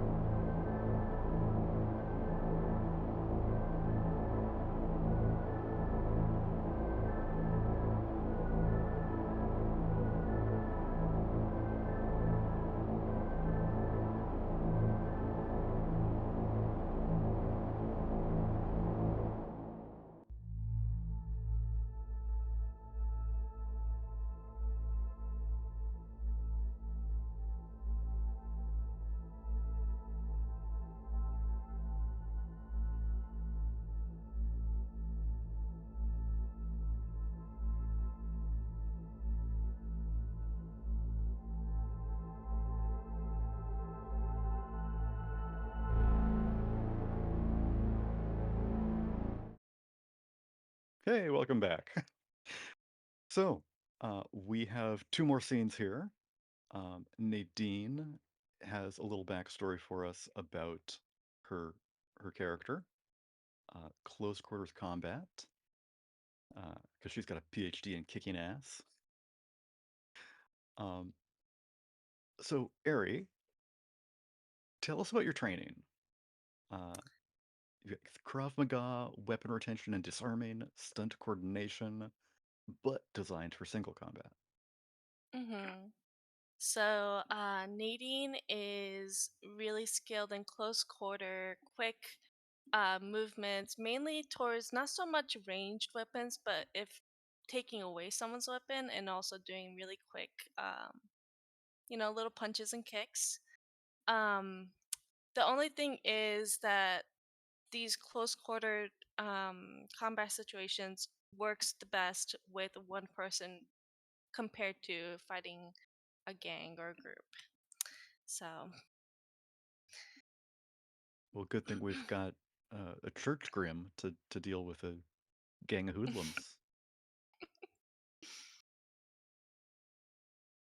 Okay, so do you want to do a scene about uh, the training that you did, how you learned it, or when you were implementing it? I was thinking implementing it, and I thought it would be fun where potentially she barges into one of the other PC's place or location. Um, Yeah. so if anyone would be open to that, let me know. But I think that'll be really really fun to do. Yeah, let's totally do that. We've got, you know, Finn, some, house you're showing. Um, Lexi, maybe you're responding to whatever's going on. Um, maybe this happens at Matilda's 24/7. Or all of the above. Oh, Or oh, like all I of the please was. above. Wouldn't please it let be a bounty be hilarious? at Matilda's shop. Just they're getting a donut, and Yeah. Nadine just bursts in to take them down.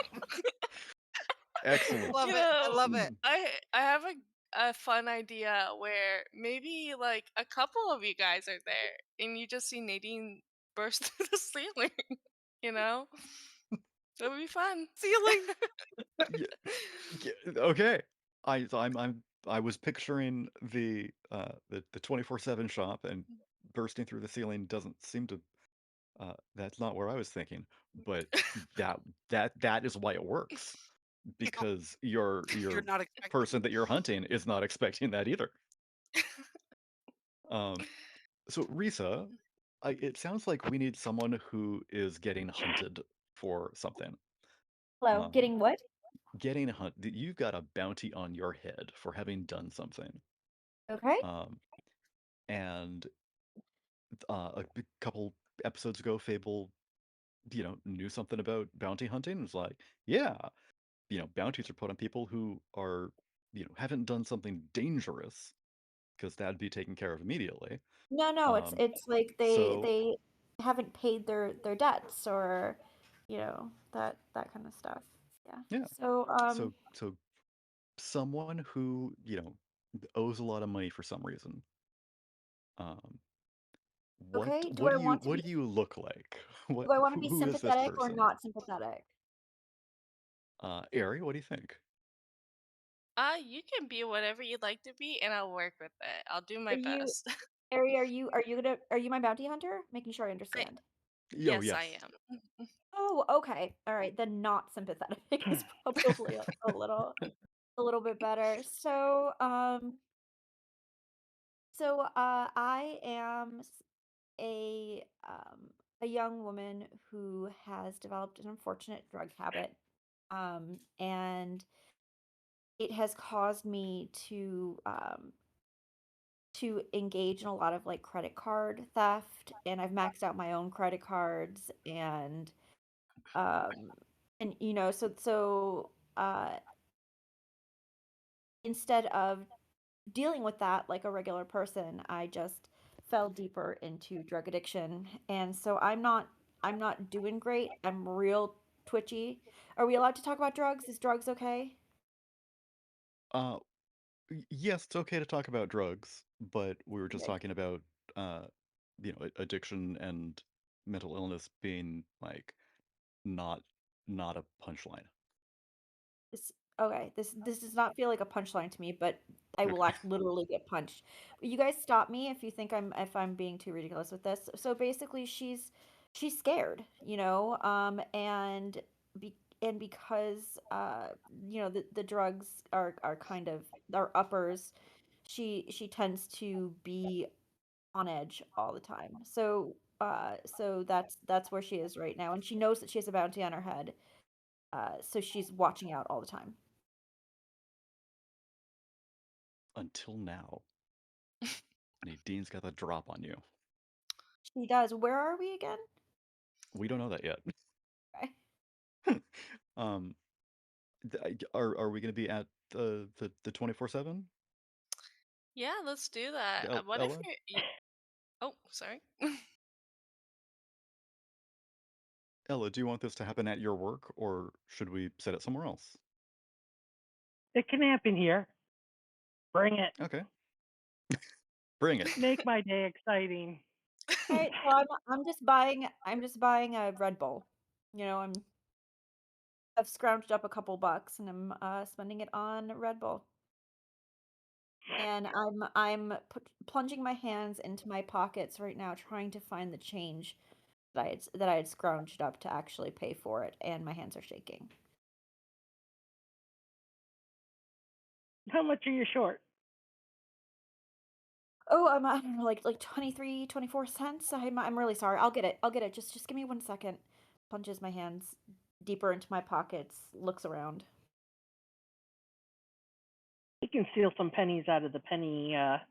Take a penny, leave a penny too.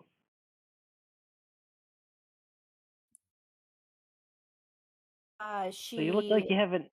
Looks like you haven't eaten in a while. If you get close, I won't tell anybody. I really appreciate it. Here, is this enough? Yeah, that looks good. Oh, This stuff thank isn't a substitute for food. I never really get hungry anymore, but I get a craving for this all the time. So this is a breakfast, lunch, and dinner to me right now, but I really appreciate it. Thank you. What was your name? Uh, I forgot. Matilda? Matilda. Okay. It's been a Put me long on day the for spot, but Matilda. I forgot. Thanks, Matilda. Matilda. I'm Amy. There aren't a lot of nice people left in this world, I don't think, and you're one of them. Thanks. Take care of yourself. You too. So she's I focused thought we on weren't going to make her what? lovable. Well, now I'm gonna feel real bad. But the problem is, once you reminded me that I couldn't make addiction a punchline, I had to make her Yeah. more lovable. Yeah. I don't want to make her Uh, like the bad addict. So she's a complicated character. You'll be able to beat her up, no problem. You'll see. Oh man. She kind of goes outside the 24/7 store, leans up against the bricks and pops open her Red Bull and takes a very long swig of it. She has her eyes closed while she's doing that. She's taking, when you're drinking something and it's like really good, and you kind of close your eyes. so Amy is taking this long swig, and uh, a shadow comes up from behind her.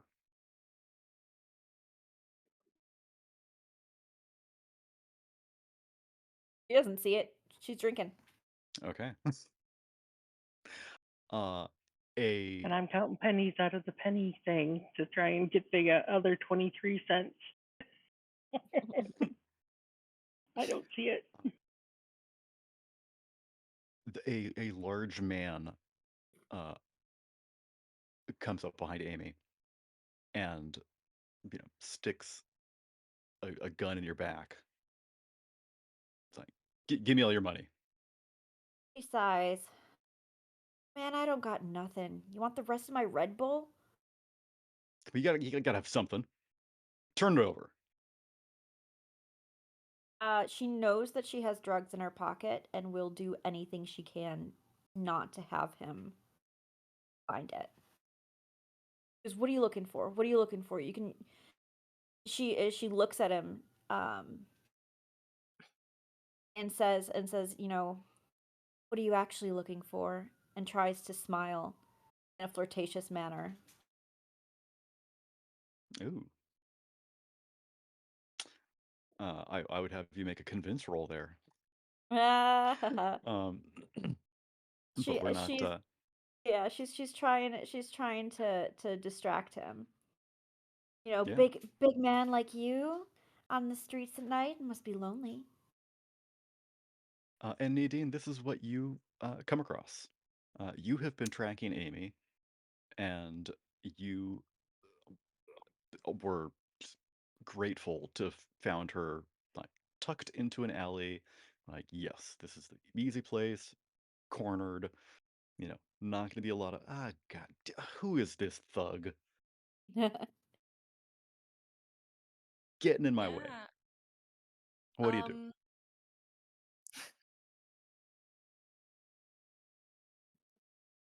I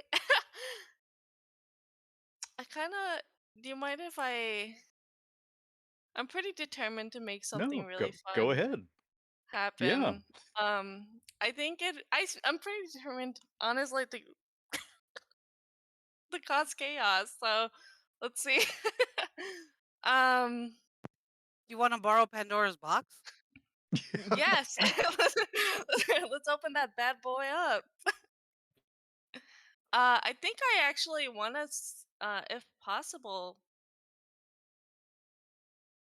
see her come in the 7-Eleven and then chase her from there and just totally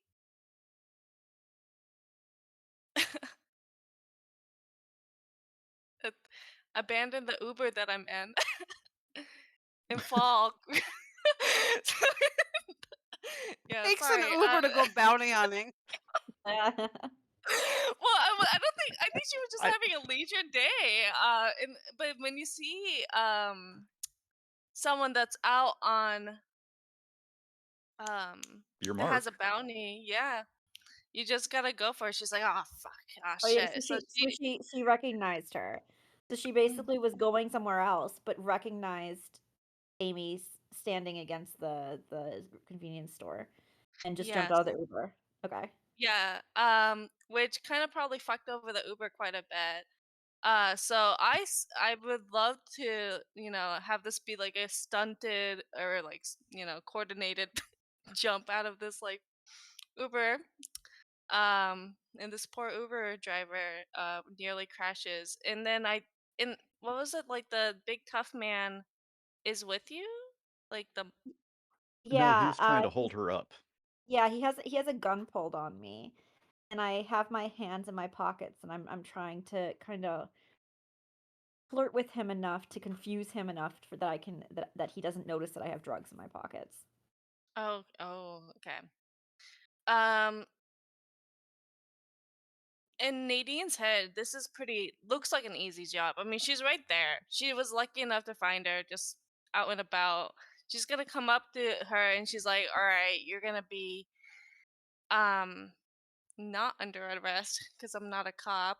Um,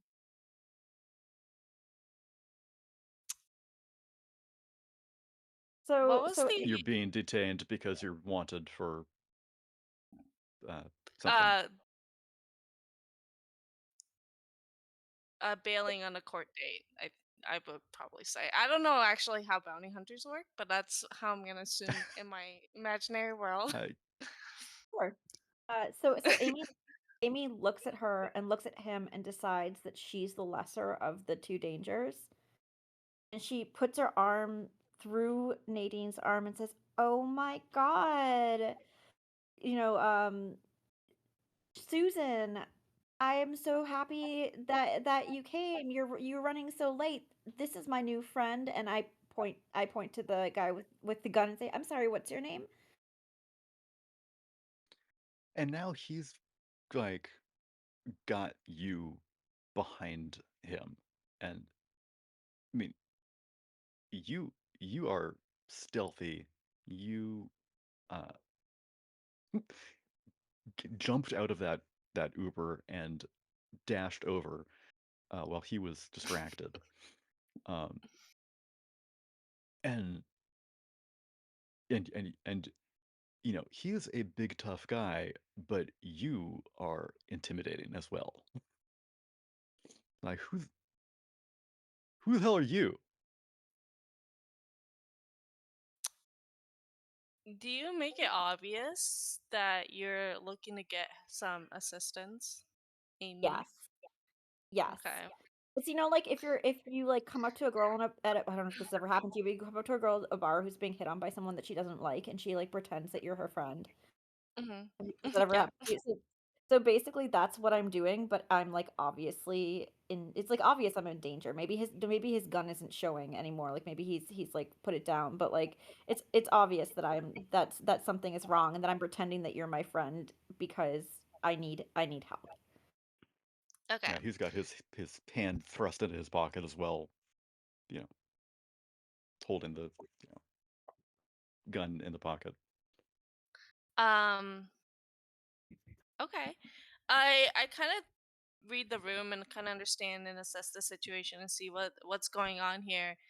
And I'm gonna be like, "Oh my gosh, thank you so much for waiting for me. I really appreciate it. I'm sure you're a nice guy, but I'll definitely, I'm sure I'll see you around town. Let's go." And I'm gonna lean in and be like, "You're not out of this yet, but we're leaving." I don't think you're going anywhere. And he Yahaha. takes the gun out. Like, I think you both need to give me what you've got on you. Nadine's like, "Buddy, listen, I don't have time for this. We got places to be. Like, just put the gun away. Th- Then I'll hand look it over away." quick. Give me your wallet. Give me your phone. And Nadine's patience is low as is. Hazel, thank you. And she's gonna just, her knuckles start like cracking. She's getting ready, and she's turning around and she's like, "Look, I told you, you don't want to start this today." Oh, this started a while ago.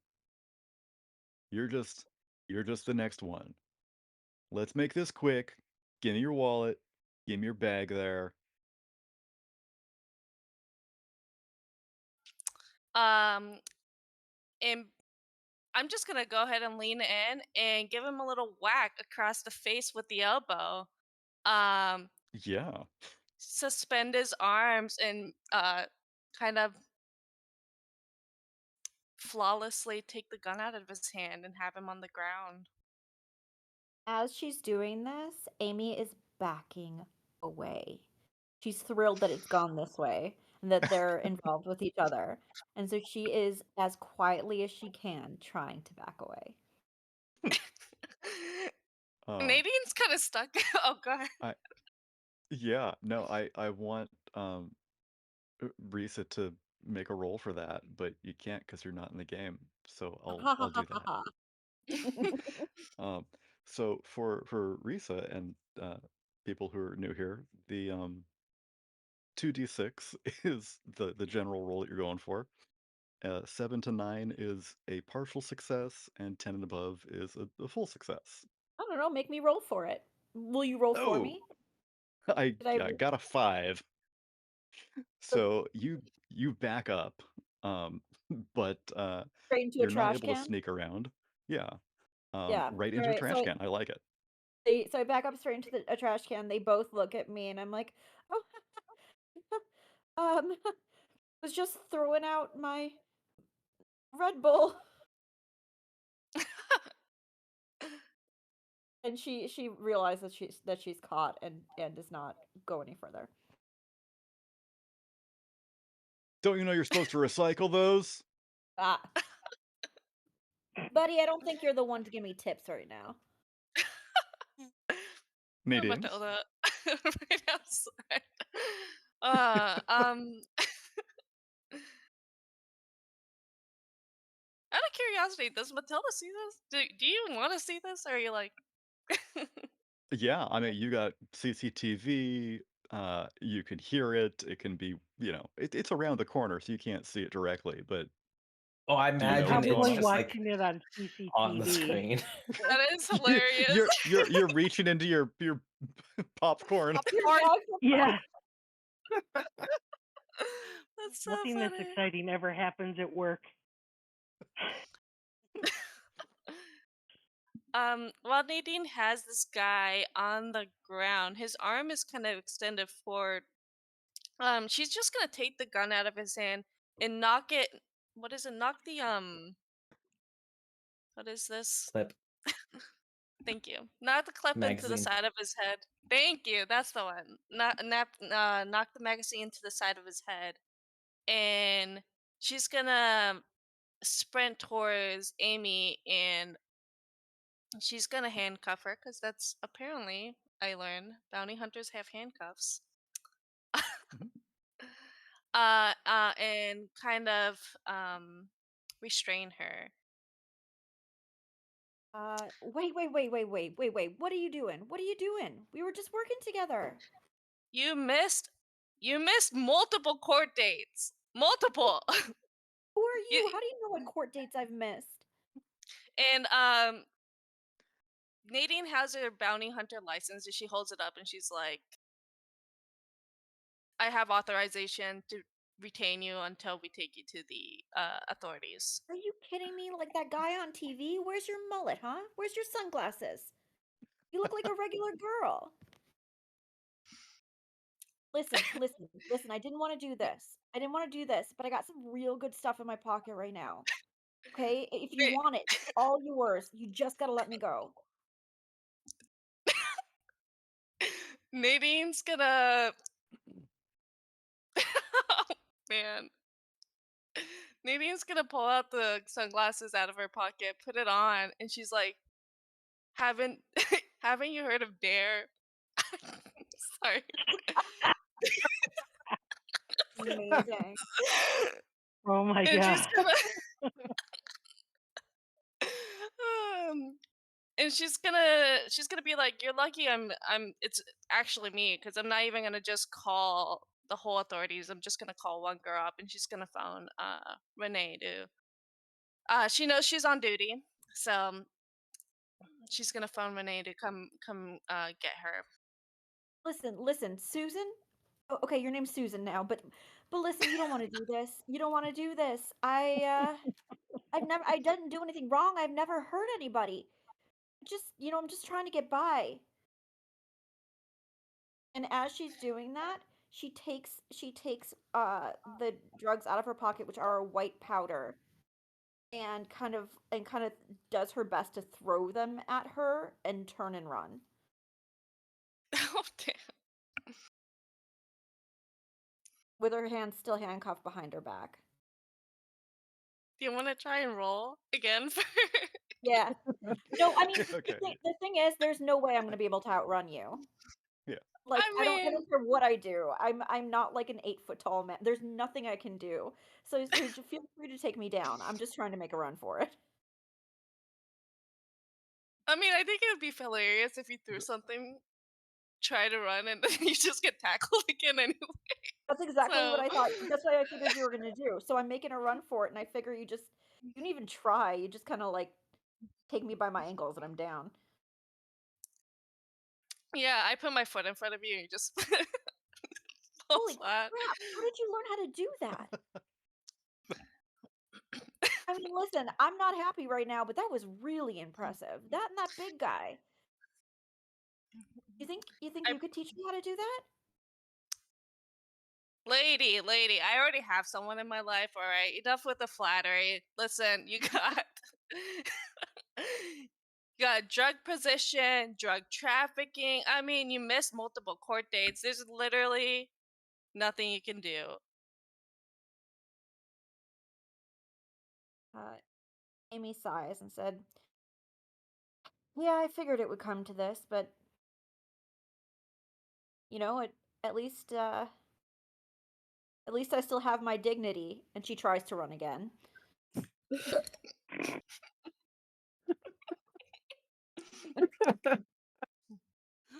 Oh, this poor girl. Listen, she's a mess. She made her own decisions. I mean, This time you don't even have to tackle her. She runs and trips over like a fire hydrant and falls over and says, "Okay, okay, you got me, you got me."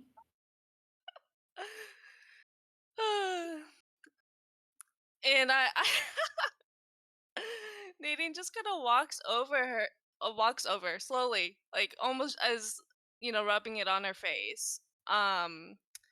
And she just kind of crouches and she knows that the guy's gonna be passed out for a while. And she's like,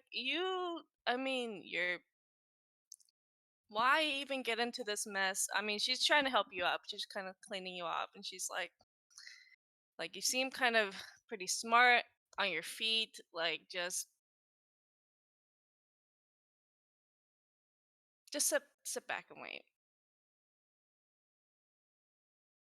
So she kind of has some tears in her eyes. She realizes that this is where her actions have brought her, and she sits and waits.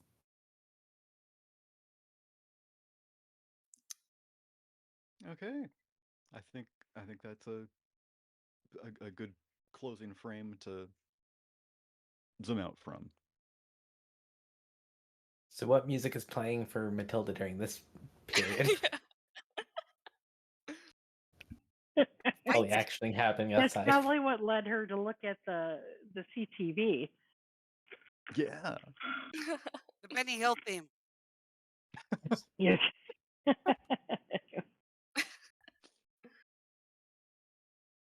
Oh, I feel so bad for Amy. I'm sorry, I was gonna play her meaner, but then I realized that with the lines and veils, I couldn't make her a stereotype. It's not. Yeah. But she, It's like I'm honestly, I think it's just the whole jail time for me that I'm just generally, which is so funny because I chose to play this character. But I'm always uncomfortable. Like, I'm like, do they really deserve that? I don't know. she's made her own decisions, and if you look on her sheet, you can see that she's actually like gotten some people hurt in the process. So you're not taking her sob story. Oh no. Okay. Later Nadine's thing could crack when she's like, maybe I don't want to be a bounty hunter. That's true. Yeah. That's true. Yep. Although I mean, at some point you're she might have to have another conversation about she's like, I have somebody. I'm like, does Renee count? No, Go it really doesn't. on again, off again. That's the thing. That's the thing. Renee absolutely does not count, and she knows that. She knows that.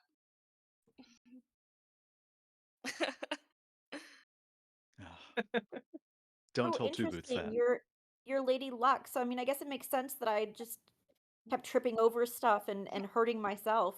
You didn't even It have to do literally, it literally worked out, yeah. Well, which is why I thought it was so fun. Oh, that was awesome. Okay, that makes sense. Yeah, thank you, thank you. And my luck just ran out, so It did, yeah. Oh. Okay, let's take a look at Finn. Retail facade. That's where you wanted to go next. Astute people watching, telling believable lies, biting remarks. But everything is fine and I still feel bad. I mean, wouldn't you? It has been a bad week. It has. But you got a dog. Yeah. Yay! Yeah, my brother's gone. I have double the work, and Now I have to can take you care imagine of a new how much this non-housebroken dog would pet. eat? It's true. huge. I had a friend who had a 250-pound mastiff who used to Whoa! eat out of a giant bowl. I mean, it was amazing to watch that dog eat. Like, I am certain this giant dog weighs more than I do. Actually, Irish wolf. Well, you said he was the size of an Irish wolfhound, like in height, but not build, right? Isn't he a meteor dog? Yeah, 'Cause but Irish also I'm like, wolfhounds aren't as heavy as they like. yeah, but Not it's like also just mastiff. like trying to think of like how big of a giant thing it is because it's also a mythos dog. So I'm like, it's Oh, very true. large and terrifying. But for normal people, it seems just like, oh, it's a big dog. Yeah, But for the rest of us, like like it's a that standard poodle. thing's creepy. Oh no, it's still it's not as large of a big dog, but it's still just like that was a large dog. Yeah. But yeah, going through and if like last time with the routine was buying and selling things, this one I'm absolutely having to.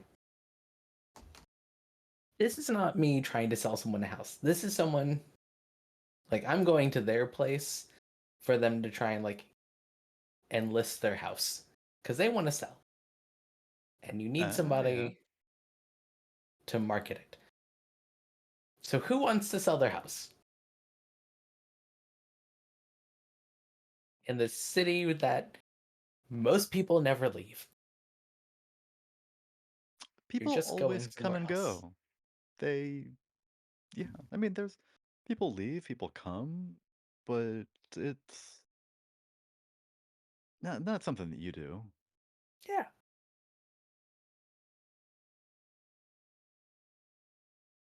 Arisa, Or do is you want to someone be a just homeowner? finally getting rid of that You know it. I'm happy to be really a homeowner. So rent what are we control? doing here? Sorry, I was having a conversation for a second. You want me to be a homeowner? Someone, And you're yeah. looking to sell. I'm looking to sell. Okay. You've And enlisted the help of real estate uh, agent extraordinaire, um, okay. D. Ennis, and you've been Okay. trying to get a hold of Mr. Ennis, and his phone is not picking up. Okay. Duncan was, a very affable guy. He seemed a little distracted when he was, initially on the phone with you, Mhm. as if, uh, your house isn't, quite what he was hoping to be selling. Okay. And then yeah, the dad joke is kicking in. He ghosted you, Uh. Okay. but you get a call from someone Ennis, he- and it's a Finn. Sounds just like him. All right. Hello. Hi, yes, this is Finn Ennis. Just going through a number of our records, and I believe you were previously speaking with Duncan Ennis and trying to list your house. I'm sorry, Mr. Ennis. Duncan, this doesn't seem like a very good joke. It's obviously you. Where have you been? I have been trying to call you. Yes, I'm Finn Ennis. Duncan Ennis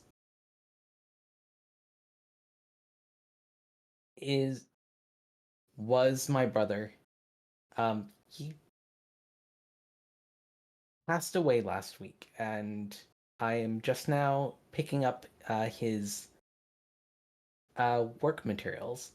So I am sorry that he was dropped your Oh case, my but gosh, my sincerest apologies. You sound just like him. I'm sure someone has told you that before. I also very much look exactly like him. We are identical twins. Oh, well, that makes sense. Are you also in the real estate business, Mr. Finn? Yes. We are both of the Ennis brothers that are in charge of the company. But I know you were from looking at his very brief records that you were looking to sell your house. Were you looking to try and purchase anything else in the city, or were you potentially looking to move outside, sell this place, upgrade to a nicer house, Oh, or I move just want to somewhere get else? out of here. This city is bad. I can feel it. And I am so sorry to hear about your brother, but I feel like I'm hearing more of those every day, coming from here. And I just gotta cleanse this bad energy. I need to cleanse myself. I was thinking about maybe doing a walkabout in India. Well, I'm sure that will be a wonderful trip for you. If you're looking to sell currently, have you already scheduled any walkthroughs or anything for your place or listed it? So Duncan was supposed to come by last week, and that's why I've been calling him. I had the place all ready for the initial walkthrough. Nothing at all. But I understand now. Are you quite sure you want to take over the house? I can imagine you're quite upset losing your twin brother. May I ask how he passed?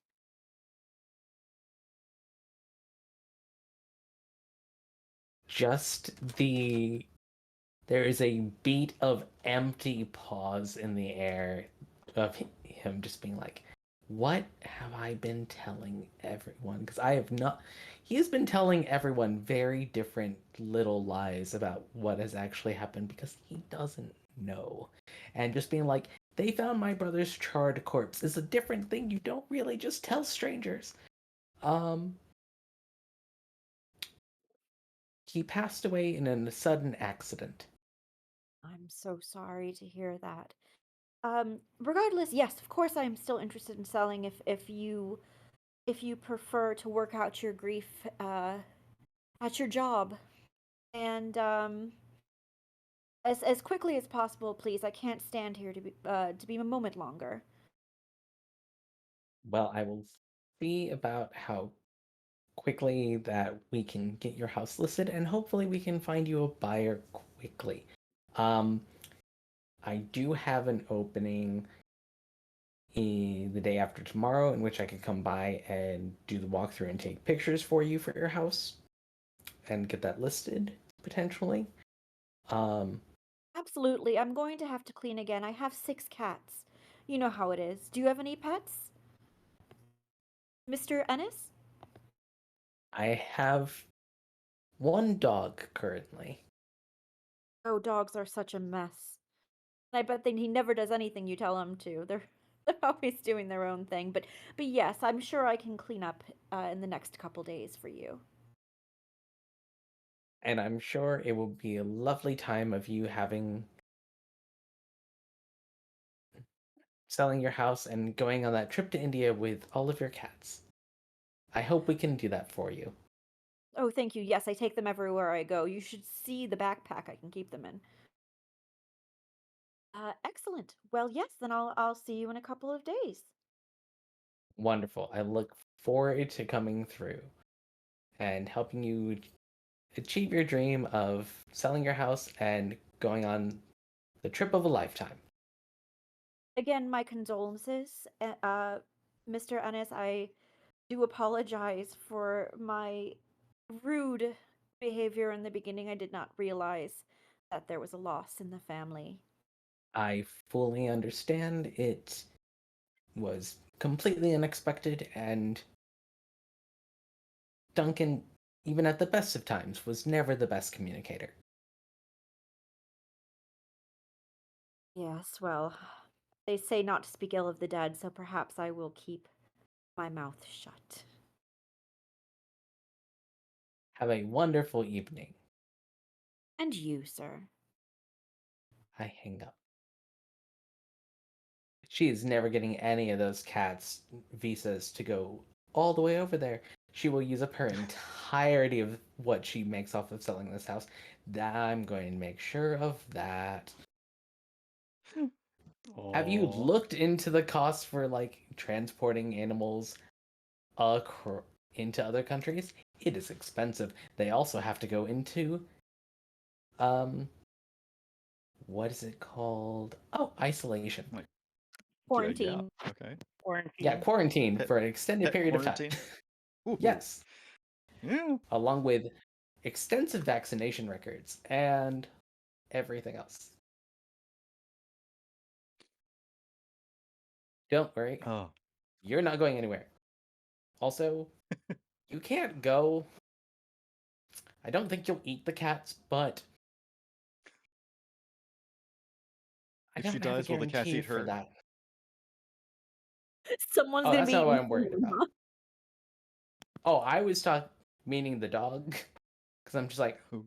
I don't trust that you won't eat the cats if they try and attack you. But also, the cats are probably smart enough not to. They'll see that thing coming and take off. But also, you have 6 cats. I have to sell this house. I'm never going to get that smell out of that house.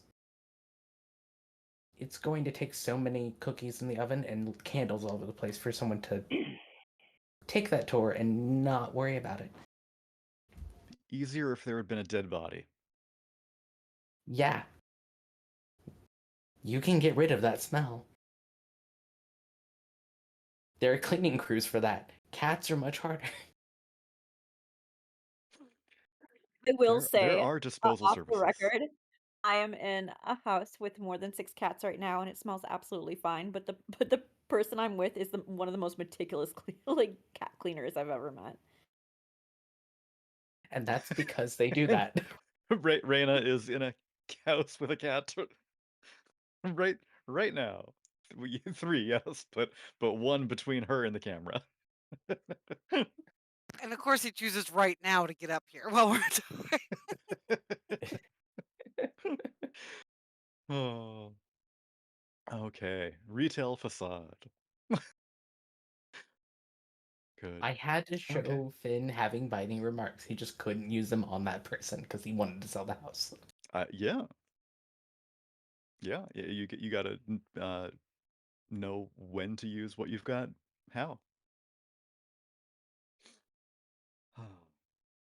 Okay. Well, I think that's gonna wrap it up for us for tonight.